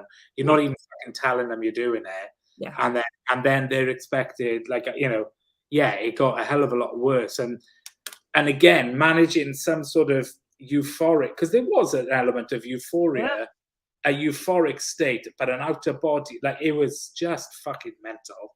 And then I got really scared and really violent, and and just like a massive reaction of like not knowing what the fuck was happening. Wow. And at breakfast time as well. So you're not even out in a club thinking someone's probably spiked my drink, I'm guessing, as well, because you're like, it's freaking breakfast time. Do you know what intention was? Walking the streets of Chiang Mai then, like, because I was like, what the fuck, like, trying to find my boyfriend, not really, I knew I needed to get somewhere, like, and then eventually, just kind of being at the hotel, and then the police came. But there was a lot of that euphoric state, feeling like I could fly at the top of the building, and being kind of, so, I don't want to go into that too much again, mainly for the listener. But just I got arrested then, and all I kind of, it was just tumbleweed, because then they tested me straight away in the police station. They tested me for the drugs. Then I could hear them talking and saying that, he's taken drugs. And I heard them say the death penalty for drugs, which it is in Thailand.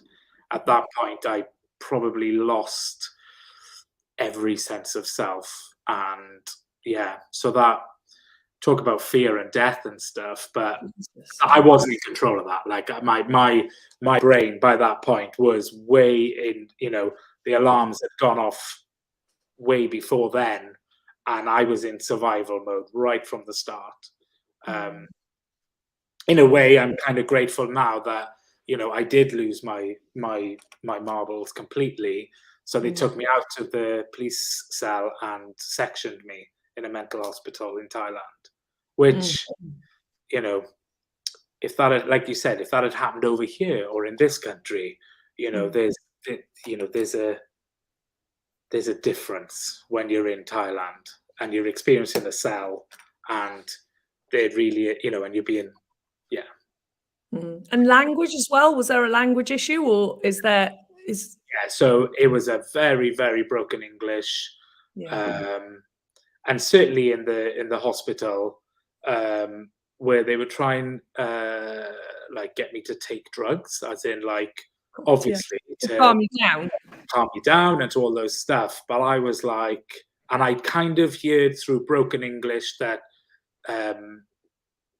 somebody had given me drugs or I'd taken drugs. I could also hear my boyfriend in one of the interviews sort of speaking then, and then eventually, because I was just I wouldn't take it, like I was fighting every doctor, like physically.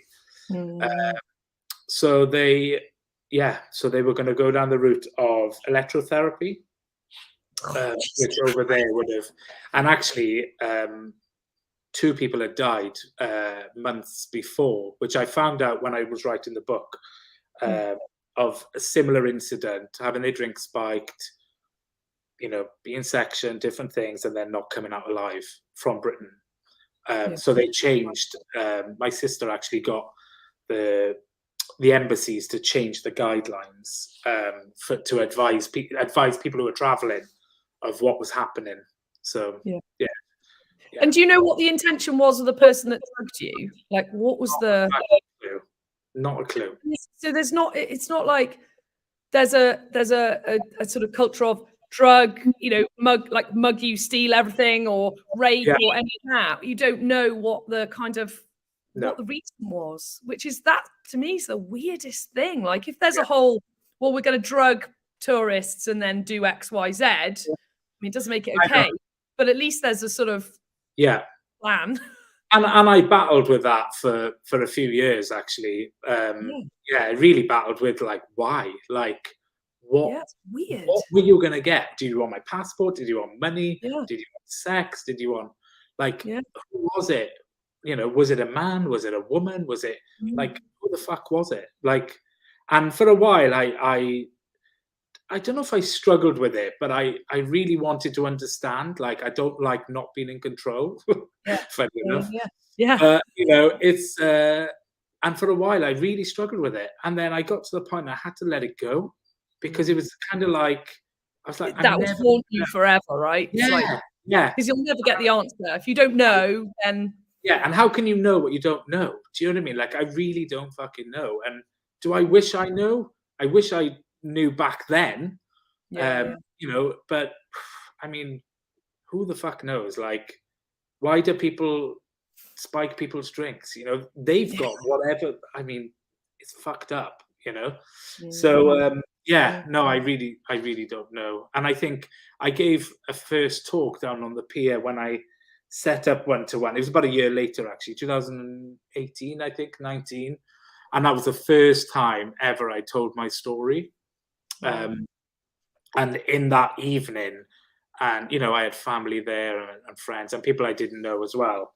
And it was in that evening that I really I can pinpoint the moment where I was like, okay, I can now accept the fact that I'm never going to know, because I think until that point, I would always maybe think about it, or I'd be like trying to recount, did somebody fucking follow me from Bangkok who didn't like what I said in the obviously? Do you know what I mean? Like, I don't know. What is it? Yeah.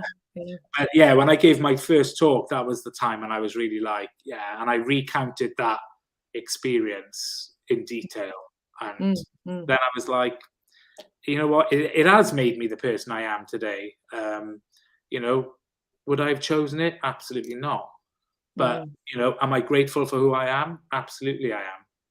Am I grateful for the opportunity to help other people? 100%. Yeah. And so how long did it take to get you out?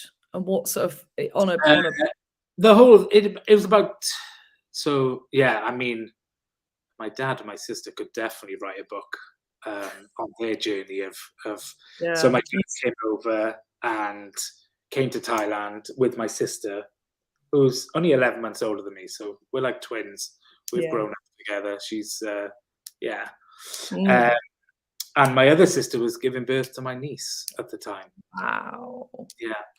So my mum was with her and my nephew and my brother-in-law, and what they had to go through, including, like you say, about the pregnancy and giving birth, like my sister was in contractions on the phone to my other sister, helping her get through airports and God knows what else. Yeah.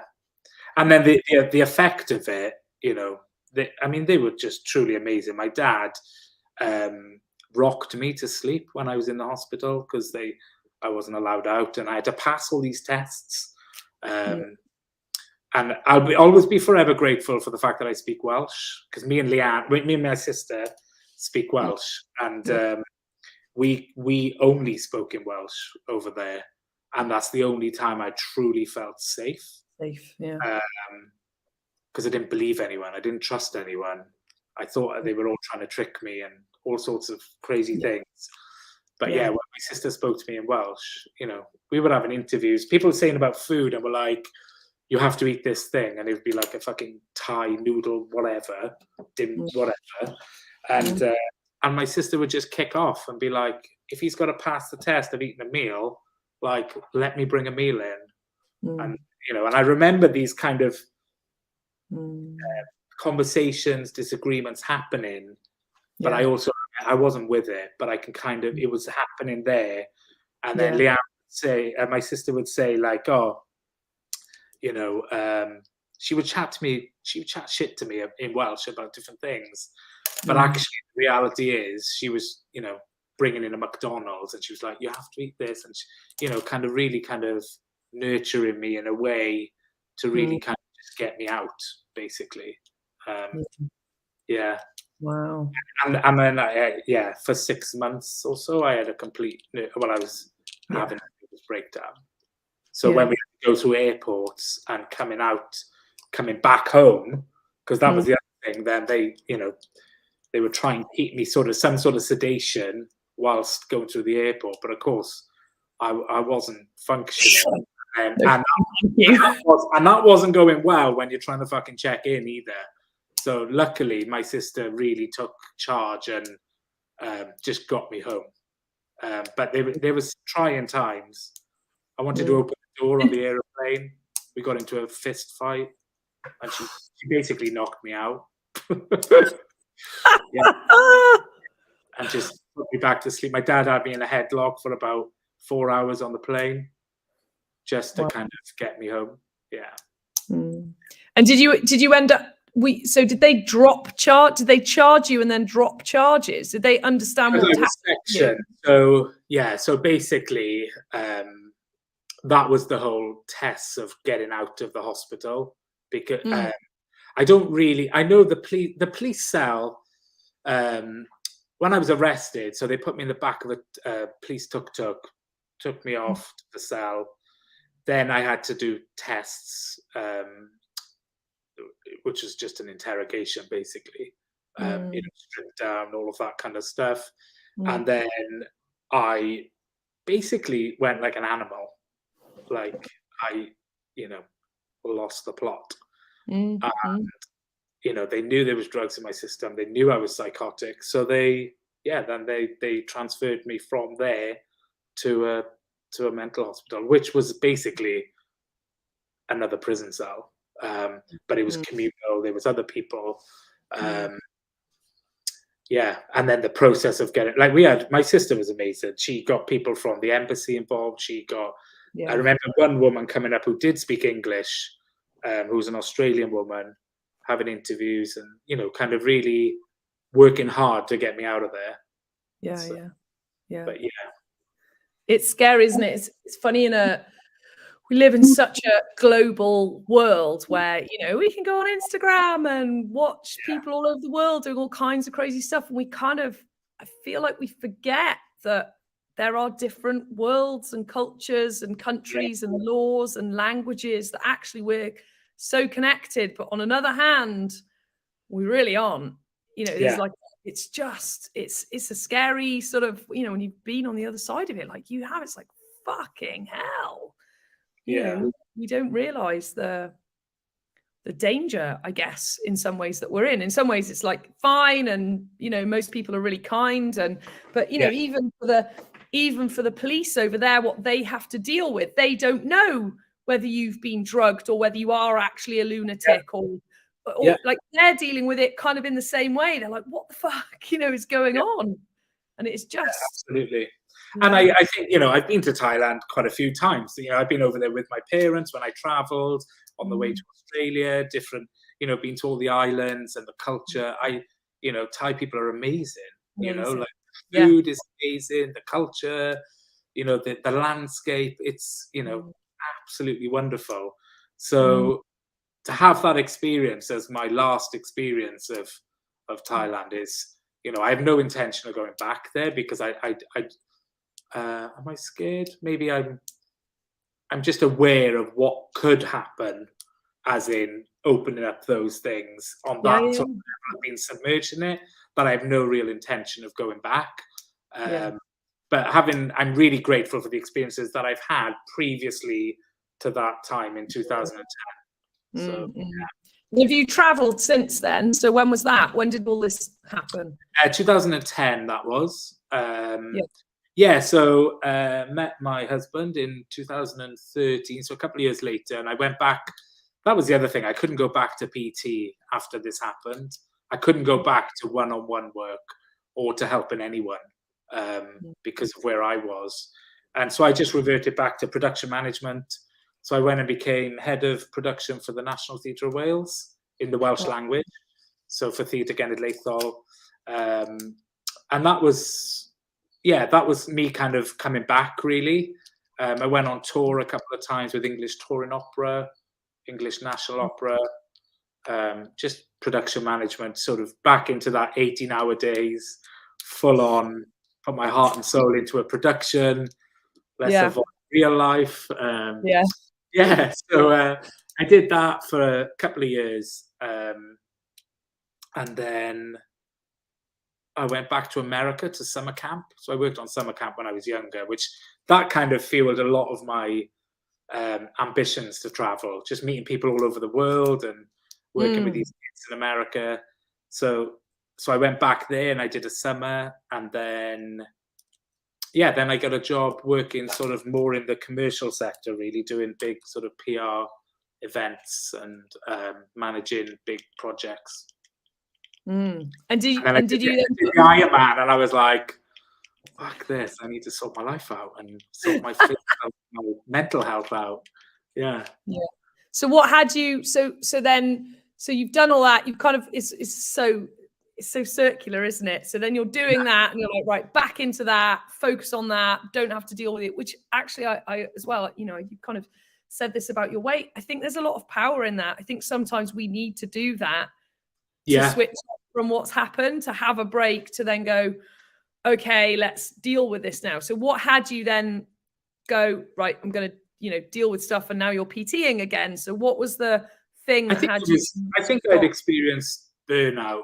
So I in 2013, I had a relapse, just in terms of my own mental health. Like I went through a nervous breakdown, and then in 2013, I was overworked. Like I pushed, it was my own doing. With the theatre job, I'd really pushed myself, and I was all over the place. I was on tour. I was managing several productions. I was moving house. I was like, there was so much going on, and I I had a bit of a relapse then. I just had to take a couple of months out. And I guess I saw that coming when I was in my last job with Wild Creations. I could see that was coming back because I'd be, working 3 o'clock in the morning. I'd, the alarms are going off. I'd go, all of that kind of stuff, working overnights, building the company up, doing big jobs with a lot of responsibility, and kind of feeling that on my shoulders because I really helped to build the company up to what it is now. So and they were big projects all over the world. So some of them were in Dubai, some of them were in Los Angeles, some of them were in, all over the place. And then I think I wanted to do the Ironman. It's been on my bucket list forever. Yeah. And I signed up to it in the January of 2017. And I remember saying to my boss and my good friend, I really want to make time for myself to train for this. Like, I just need my weekends and, occasionally a couple of evenings off or whatever. It was all very much and I could see he wanted to make it happen. He wanted me to make it happen, which, I was the one in control of the schedules and the different things. But, the pressure of the work and wanting to strive for more and get another job. We're doing Jurassic World and we're doing Universal projects and we're doing Sony and we're doing, and we're just a little team in Cardiff and we're making all these massive things. And then I was just yes. I was the yes man. And then I kind of got to the summer. I was like, fuck, I haven't really trained very much. And then I hooked up with my coach from the Aim to Try club. And he was like, well, you got two options, right? Either you throw the towel in or you get on the fucking bike, get in the water and start running. And I was like, okay. So I had a major panic attack in the sea, which having a panic attack on ground is one thing. It's hard enough, but in the sea? In the sea, Coney Beach in Porthcawl, and you're swimming from the pier back into... Yeah, that wasn't fun. Were you with anyone? What happened? Steve got me through it. Steve and a really good friend, Beth and Thomas, they just basically, did the whole finding me. Just keep swimming, talk me through it. And, there was a huge part of everything I'd been through with panic attacks after everything, I could really sort of I knew rationally, I wasn't going to drown, a shark wasn't going to eat me, I was going to be okay. So I had that rational part of my brain, but the amygdala and my brain was fucking on fire. Get me the fuck out of here, I'm trapped, and that's my biggest fear.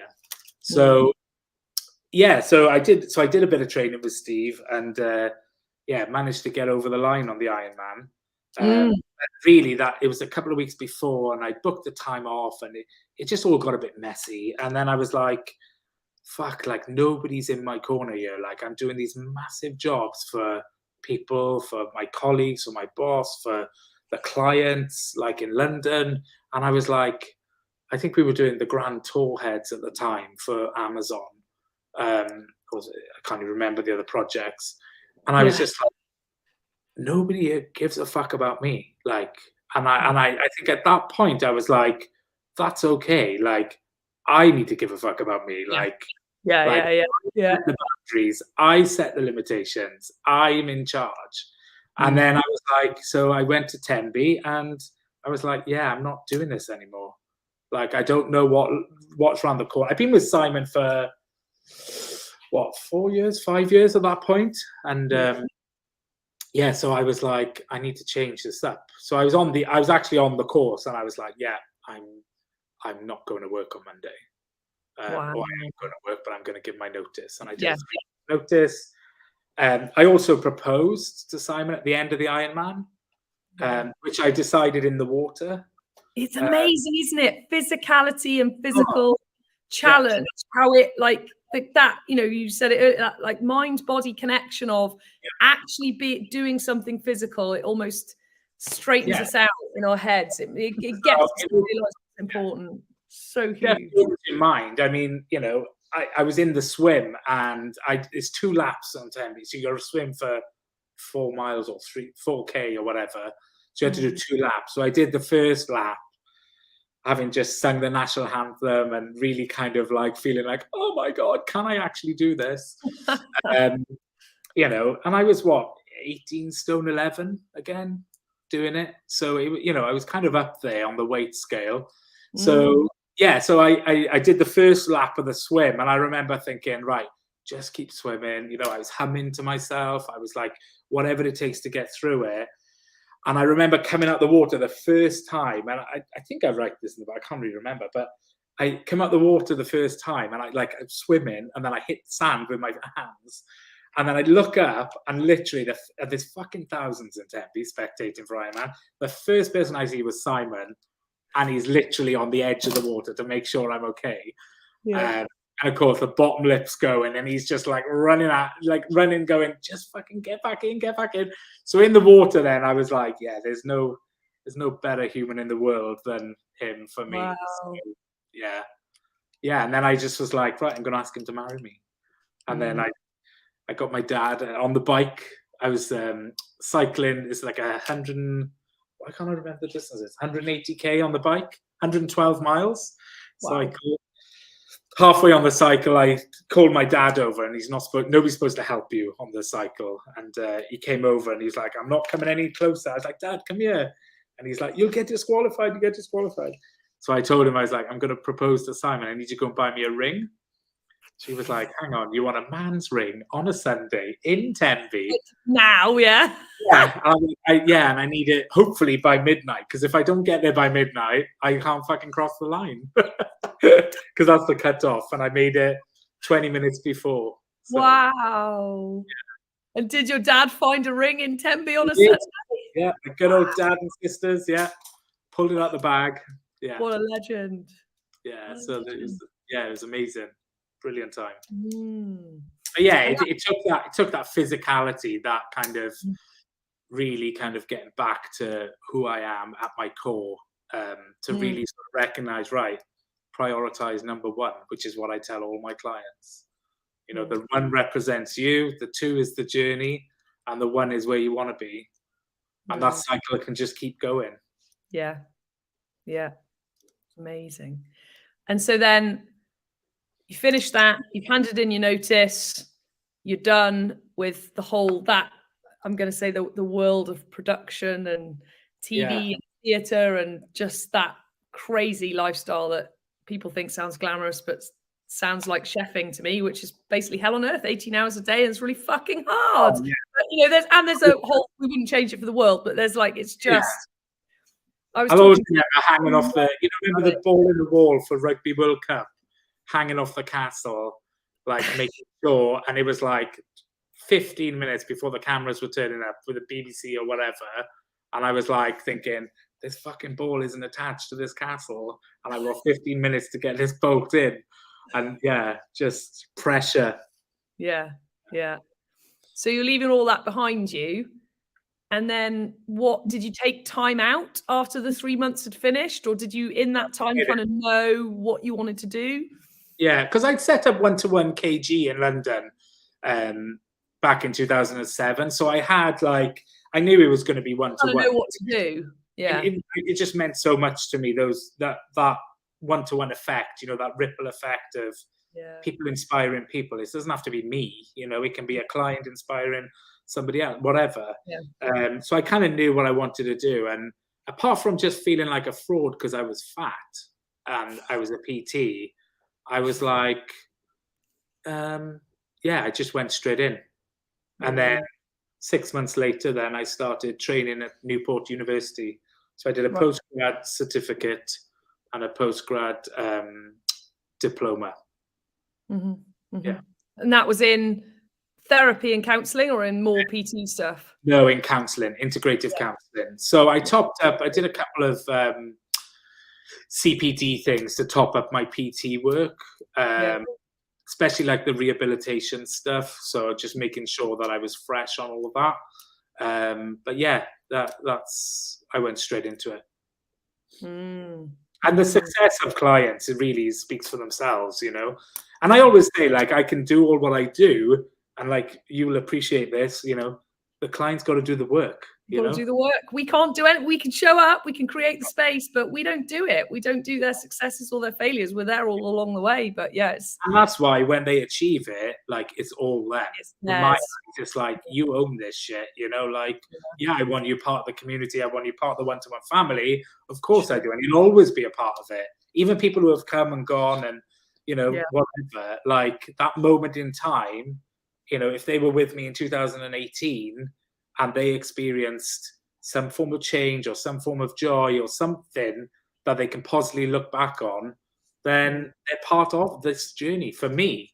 But really, that's one part of their life as they go forward. Yeah. But I love my clients. Yeah, it's a magic. There's something. It's such a balance between. There's so much magic in helping others, and it's so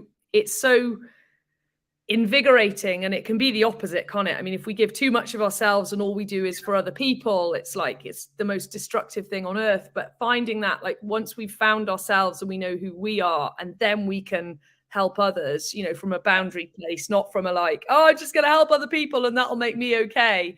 That once we do that, there's something magic about it's so, what is the word I'm looking for? It's not energizing, nourishing to like give that back, which then we get fed and then we're filled up. So then we can help more. And that whole world of community and supporting each other, it's magical. And it's such a fine line. Cause like, you know, I've got clients who I will say, stop fucking helping everyone and help yourself for once.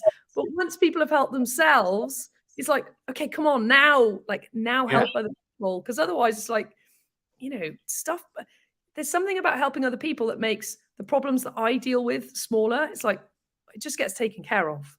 Yeah. You know, it's like having that bigger game on and that bigger sort of pool of people. And I think you can get, I do think you can get kind of lost in that sort of martyrdom as well. Like, doesn't serve anyone, you know, like, oh, I'm going to save you. Like, no, you fucking not. Like, you know what I mean? It's like, you're really not, you know, but, you know, you can certainly support someone. And once you know what's yours and what's theirs, that's when the relationship grows and flourishes. And, you know, it really sort of feeds itself for the good, you know, as long as you know, right, okay, where am I at in this right now? Like, so if I'm in a PT session and, you know, they're working on something like I used to do a lot when I first started, I used to do a lot of exercises with my clients. You know, I'd be like, right, I'm going to do this, and boom, boom, boom. And then I was like, actually, that's not right. Like, I'm here for them. Do you know what I mean? Like, and for some clients, they wanted me to do it. Like, they were like, oh, I'll beat the trainer. And push them on, and So then it was a fine balance. And then somebody else sort of said to me on one session, like, well, you've had a good workout. And I went away and I really thought about it and I unpicked it. And I thought, yeah, she's right, actually. Like, that's not right, you know? Like, I'm here for them. So really now my hour that I work with a client it's all in, you know, and it can be fucking exhausting. But actually, like, I know at the bottom of my heart they're getting every part of me that they deserve for that hour. And then when I come away from it, you know, 11, 12 o'clock, I get my juices, I get my you know, I nourish myself, I feed myself, I go away, look at, you know, take my dog for a walk. Like, I replenish, I top up that kind of that cup for myself. And sometimes I get it wrong, you know, definitely. Sometimes I'll experience a bit of burnout and think, right, okay, you know, what's going on? When am I taking time for myself? But I've got to own that, you know, that's not my clients doing that, that's me. Yeah. You know? Yeah, and that compassion fatigue as well is a big thing, you know, like if I start to not really care about my client or in that moment, then I start to question myself, right, okay, like, step away, what do you need to do? Because that's not you. Do you know what I mean? Like, I'm saying to myself, right, that's not you, like, not to care, you know? And then I'll probably practice some other self-care things that I've put together for myself. It's a huge thing to manage, I think. There's a community, I think they're based in London, they're called Bigger, Bolder, Braver, and they're the people helpers that help the people helpers. So they're coaching and and they're like marketing for coaches, but they're really thing on, you know, we're the like people helpers need to help themselves as well. And they talk a lot about this, you know, and that balance of, I like what you said, that compassion fatigue. I've never heard it said like that. And I'm like, yeah, I get, you know, like when the fair exchange, I call it fair exchange in value. And when that's off, becoming like resentful and like, I don't want to do this anymore. And then retweaking. It's taken a lot over the years for me to do that, to like go, oh, hang on, you know, I'm getting bored of this, or I'm getting pissed off at this client, but it's not the client. What's going on? And it takes a lot actually to manage that.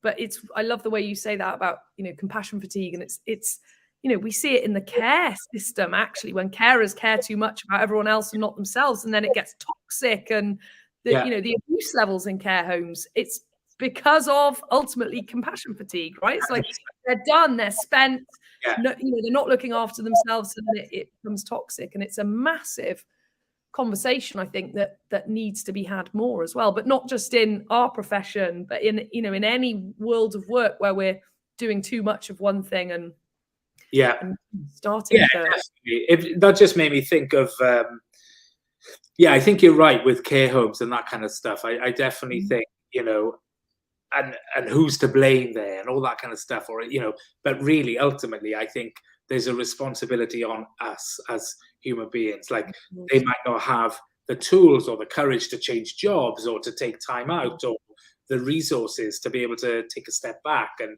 all of that stuff, but it makes me think back to my other work. And when I was writing the book, I really grappled with what to call it. And I was going to call it post-traumatic success disorder. Yeah. So the actual, you know, because I was really trying to weigh up, like, what is successful for me? Like, is it successful to have more money? Do I want to do, you know, a world tour? What is success? And then I was like, I kind of came to the conclusion that, and the disordered part of that, it's almost like I was getting to that point of like the disordered eating. It's like, I love that term, disordered eating, is just so brilliant. Yeah. It's brilliant. Yeah, and it should be more commonly used, I think. It takes the wrong out of it. It's like, it's just disordered eating, and then you go, oh yeah, that's cool. Whereas the minute it's eating disorder, it's got all of the shit show of everything with it. And and also, you know, the stigma that comes with it. Like, you can say, like, you know, I could disclose I have an eating disorder and somebody will be listening, and then there will be a judgment. Do you know what I mean? And you might think, well, that's really empowering. This person's, you know, I mean, that's not the truth, but, you know, the truth is I have disordered eating, 100%. And I can own that. And, you know, and it's so relatable because everyone's got a version of disordered eating. We've all got whatever that is, it's yours. Like, you know, it can mean anything you want it to mean. You know, if it's your relationship with chocolate, if it's your relationship with potatoes, whatever, you know, if it's disordered, if it doesn't feel nourishing and good for you, and it's out of place for you, then that's what it is. That's how I that's how I call it. Yeah. I love that. So after everything you've been through and all the realizations of what really matters, and like you said, you know, you earn less money now than you did, you're happier now than you ever have, and I can't underline and caps lock that enough for people listening, because I bang that drum and people are just like, yeah, whatever. And it's like when people share a story like yours, and it's like, oh yeah, it's like, get it on another level. What's next for you? Where are you going? I know you're saying you're like going to work with Marie Curie, and obviously you've got your PT, you've written a book. That, in fact, before I ask you where you're going, how was it writing a book? Did you enjoy it? Did you hate it? Was it hard? Because I'm a total reluctant writer, and Sarah, who got you to come here, she dragged my ass to my desk on a weekly basis to do mine. I use it for my course, right? So it's available to buy, but I use it mainly for my course. Oh my God. I was like, I fucking hate this. Sarah used to have to bring chocolate, you know, it took everything for me. I had to have Sarah sat with me to make sure I did it. Otherwise I wouldn't have written it. So I'm always intrigued when people say they've written a book, how it was for them. I think I probably went through it all. I think I went through what you've just said. But also I went through the real how it served me at 3 o'clock in the morning. Like 3 o'clock in the morning, I cannot sleep for love nor money. I am staring at the ceiling, and I'm like, these thoughts, these feelings, all of this is just going around and around and around. And then I'm like, and I'm a big fan of journaling to process stuff. So I was just journaling and journaling and journaling. And often with my journaling, I rip it up or I burn it. Because for me, there's something really nice about letting go. And I've done that with clients on the seafront as well. You know, when they've really struggled with something, I'm like, we're going to take 10 minutes of this session and we're just going to sit, here's a pad, here's a paper. I'll give them a couple of exercises just to get them to write. Then they'll get it all out. And then they just go and put it in the sea or rip it up and put it in the bin.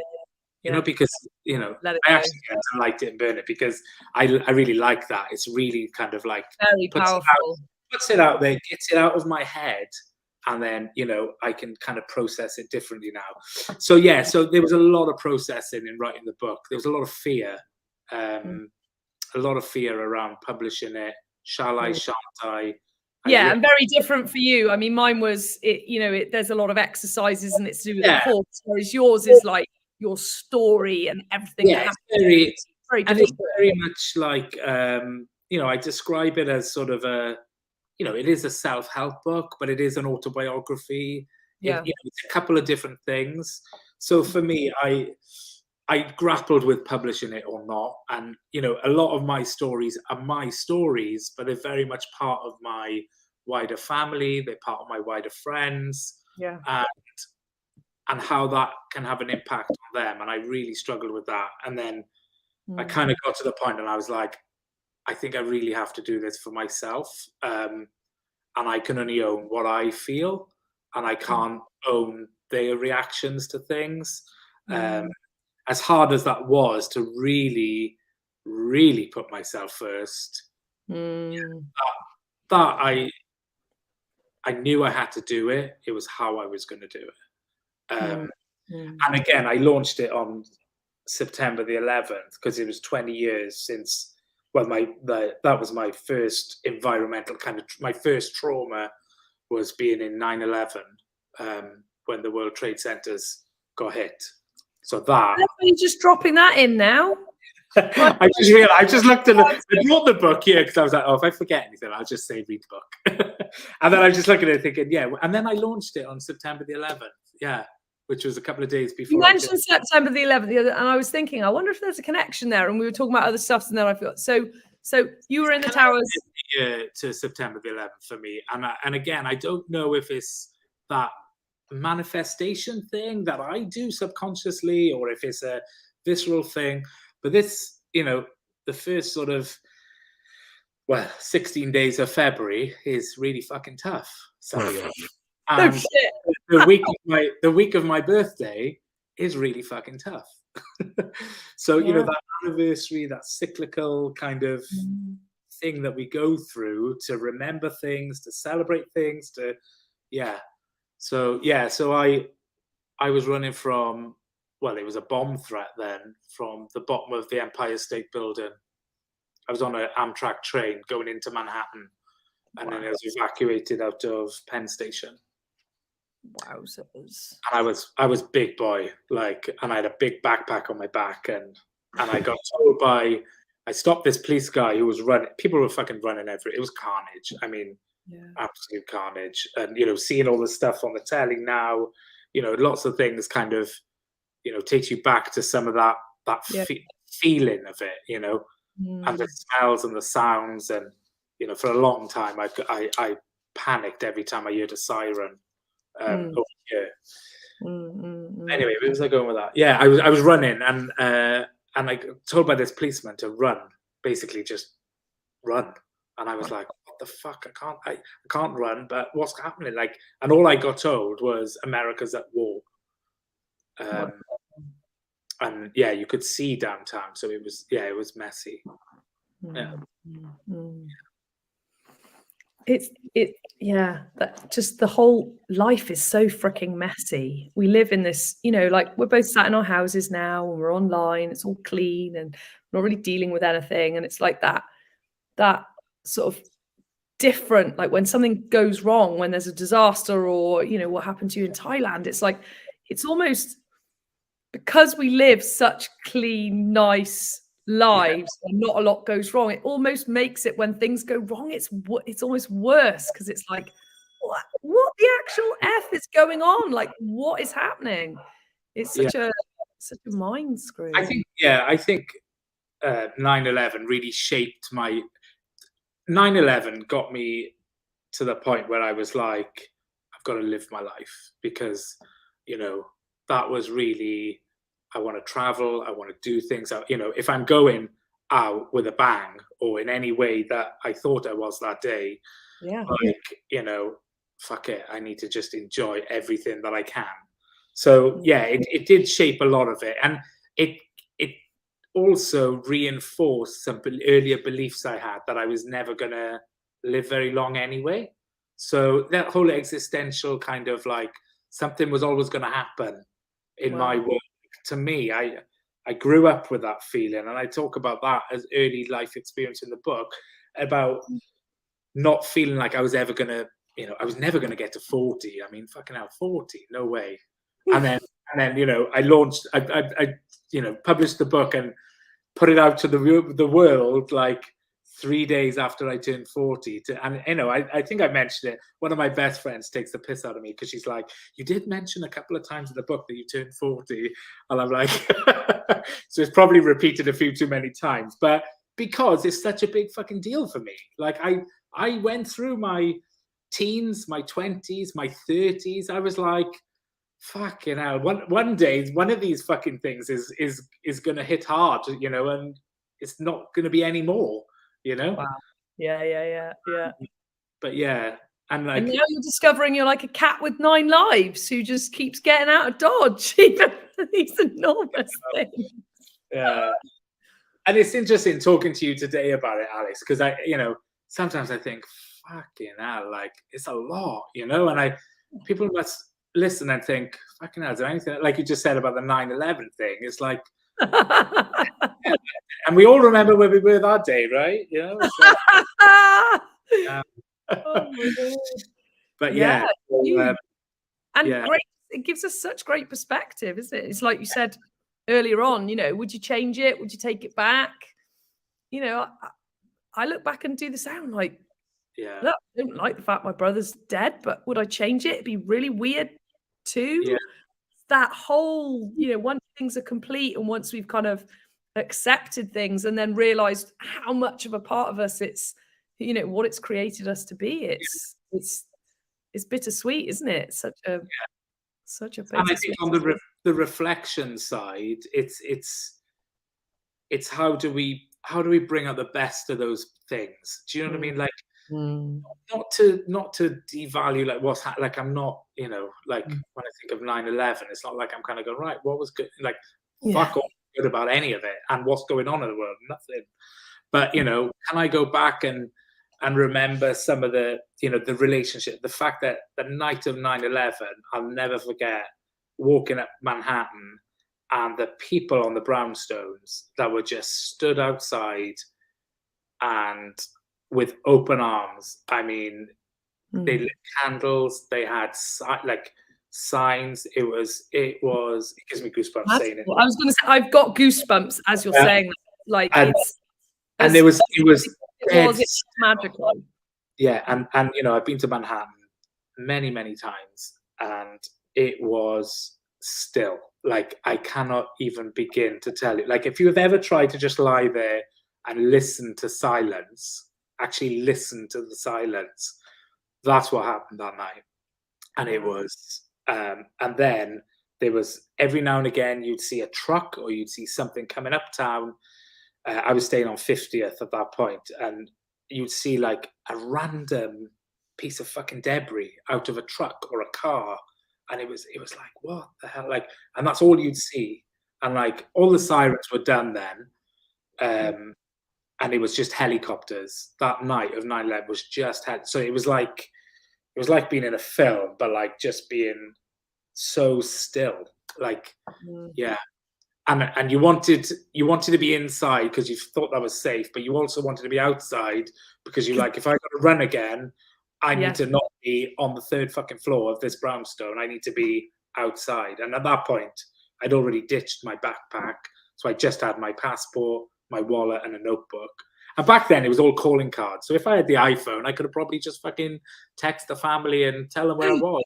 But back then, it was like 50 million buttons you had to press, and they didn't know where I was. And yeah, another thing that I dealt for my family to cope with. Yeah. Well, and in the whole world of Dr. John DeMartini, he does the breakthrough experience and pretty prolific writer and coach. And, you know, he talks, and I love it. He talks about that everything's balanced. So however horrific something is, there's equal, you know, amazingness, for want of a better word, that comes out of it. And that's always stayed with me. So that when I'm going through shit that's horrible, it's like, actually look for the equal good, like look for the, you know, look for the silver linings. It's so cliche, but it's like, actually, it's that weird payoff that when you go through something that's absolutely horrific and abhorrent, there's equal love and amazement and connections and people on the other side of it. So it's almost impossible to go, well, that was bad and wrong, and I only want this, because you have to get you get the two, right? You get them both together. And it's all about balance. And the time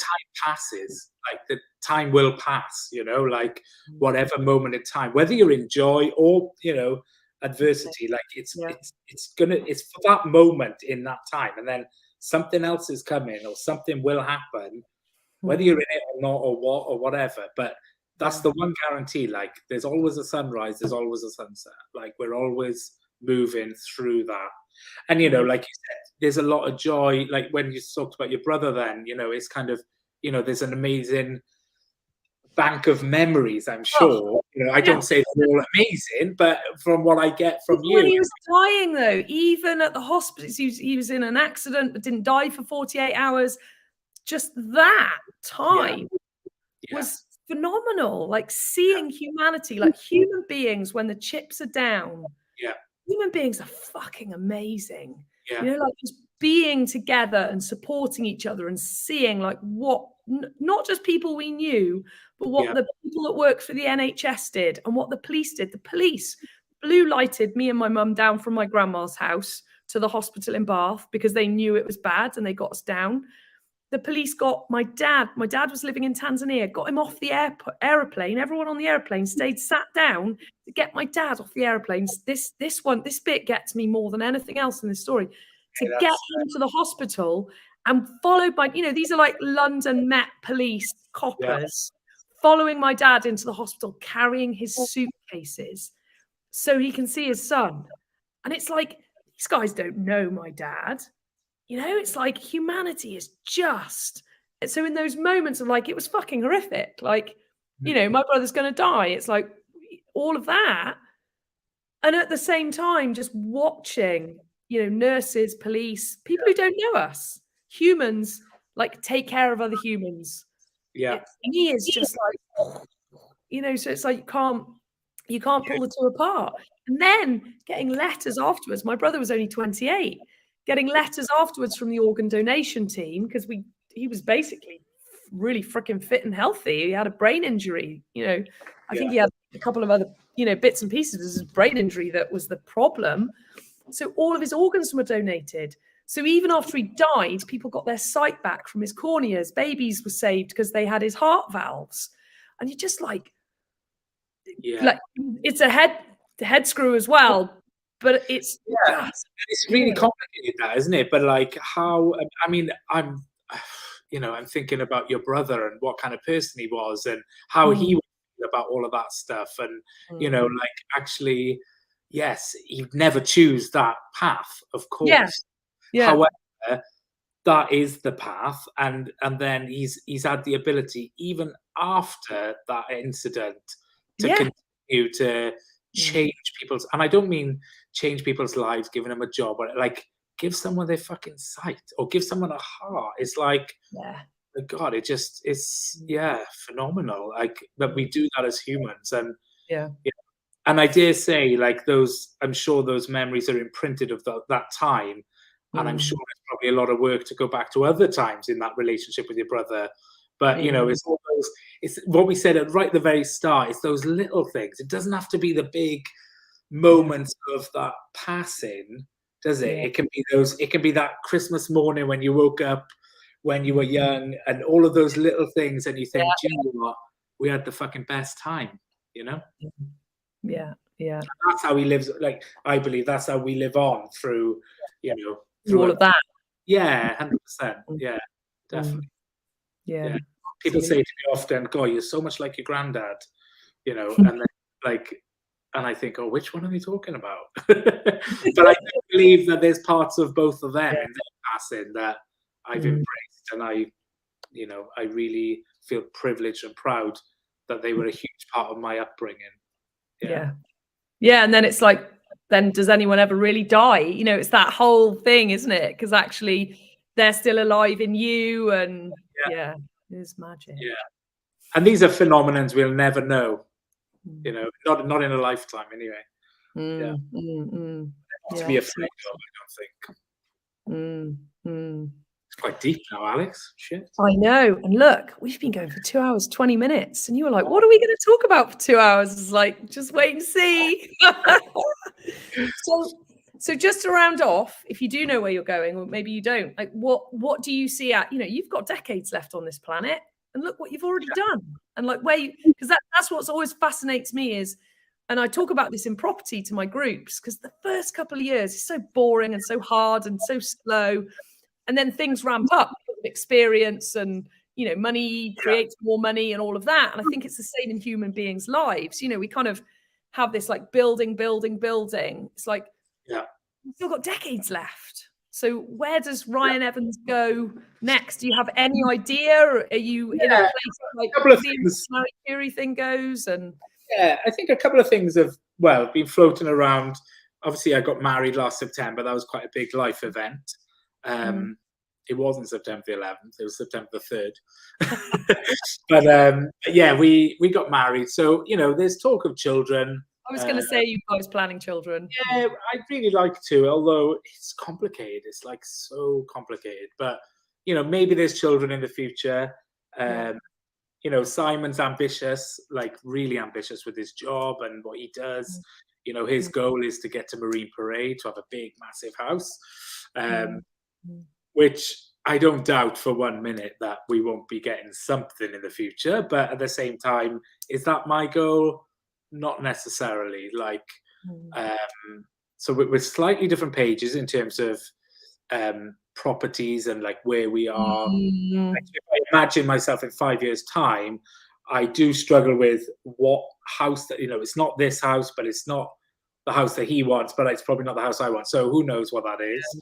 I love the idea, something that came up over Christmas. I love the idea of having a small property in Spain, around that place where I did my training. I think that holds a place in my heart. And I would love that as a place that I could perhaps invite people over, work with clients in a way and say, right, do you know what?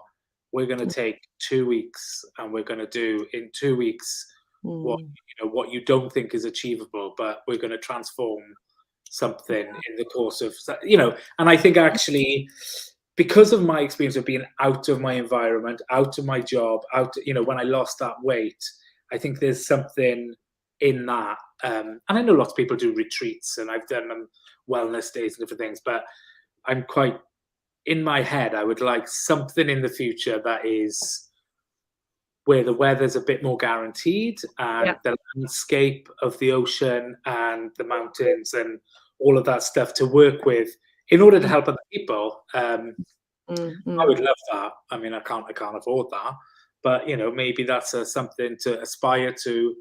But definitely continuing to work with people's physical and mental health. I think that, I hope that will stay with me as a passion of mine for forever, really.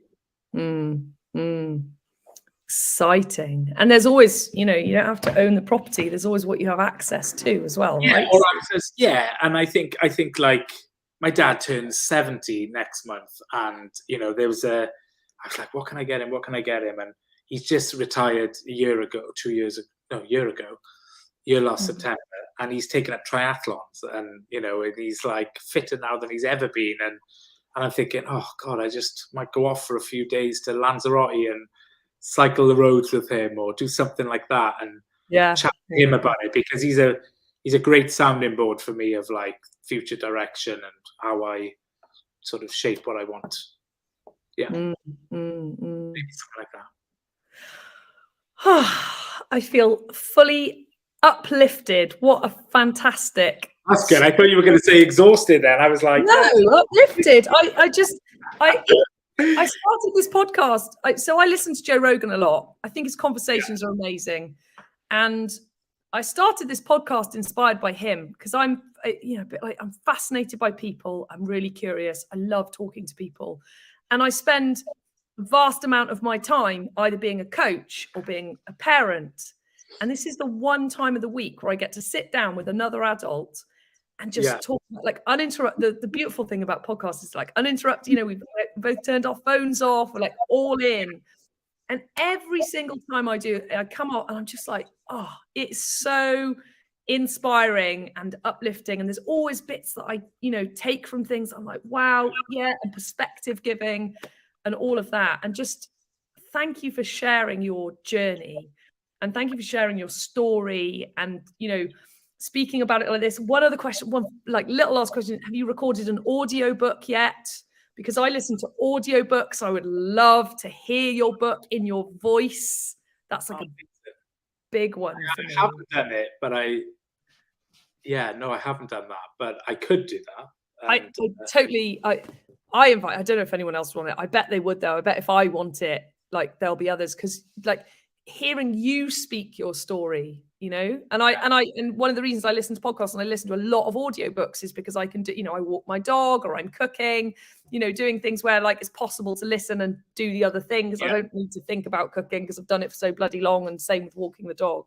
I would love to listen to your story. So I'm going to get your book anyway. And if you do the audiobook, please send me a message. Well, I'm sure you'll let everyone know anyway on social media and stuff. No, I think actually like that's definitely something that I could do. And I think you're right, actually. There's something rich about voice. I listen to a lot of books as well. And there's something rich about an audio book. I don't know if you've listened to the David Goggins one.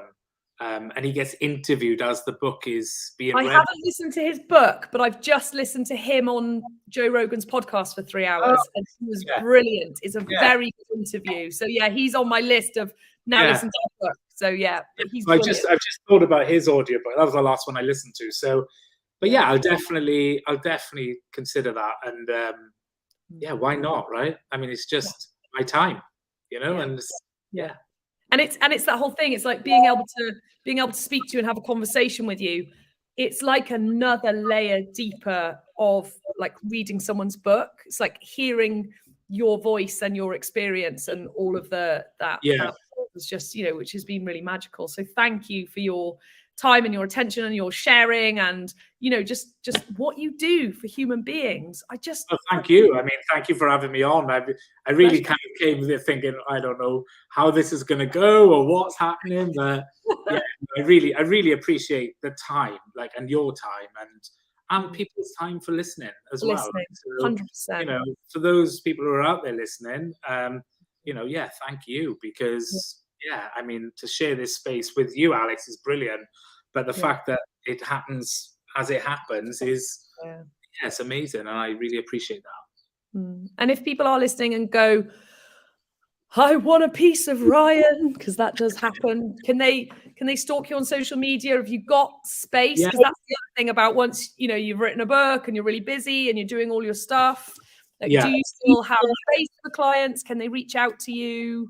Yeah, so there's PT is chock-a-block at the moment, so there's a waiting list for that. But having said that, I like to kind of just catch up with people if they are interested, or get a coffee with them in the afternoons. It's usually if I put them on the waiting list, then it's kind of just giving them things to contemplate and to think about before the journey gets started, or even if it's not with me, that I can suggest somebody else.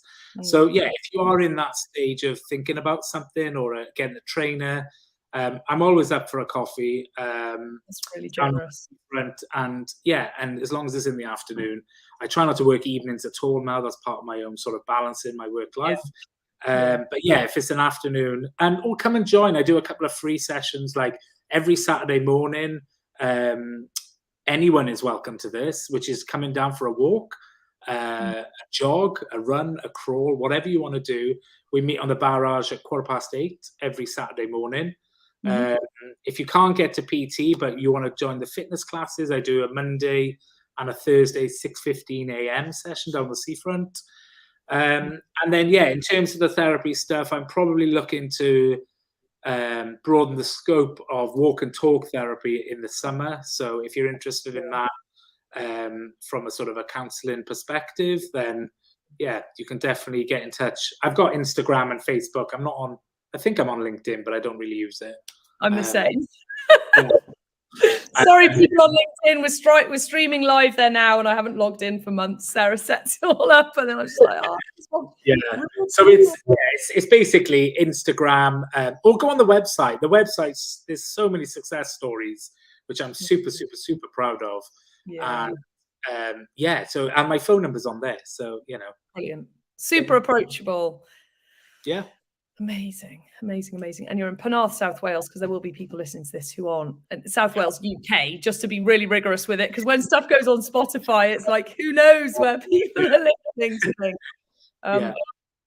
Thank you so much, Ryan, for your time, and thank you, everybody. We will wrap up at 2.5 hours. Look at that. Thank you very much. Thank you, Alex. Thank you.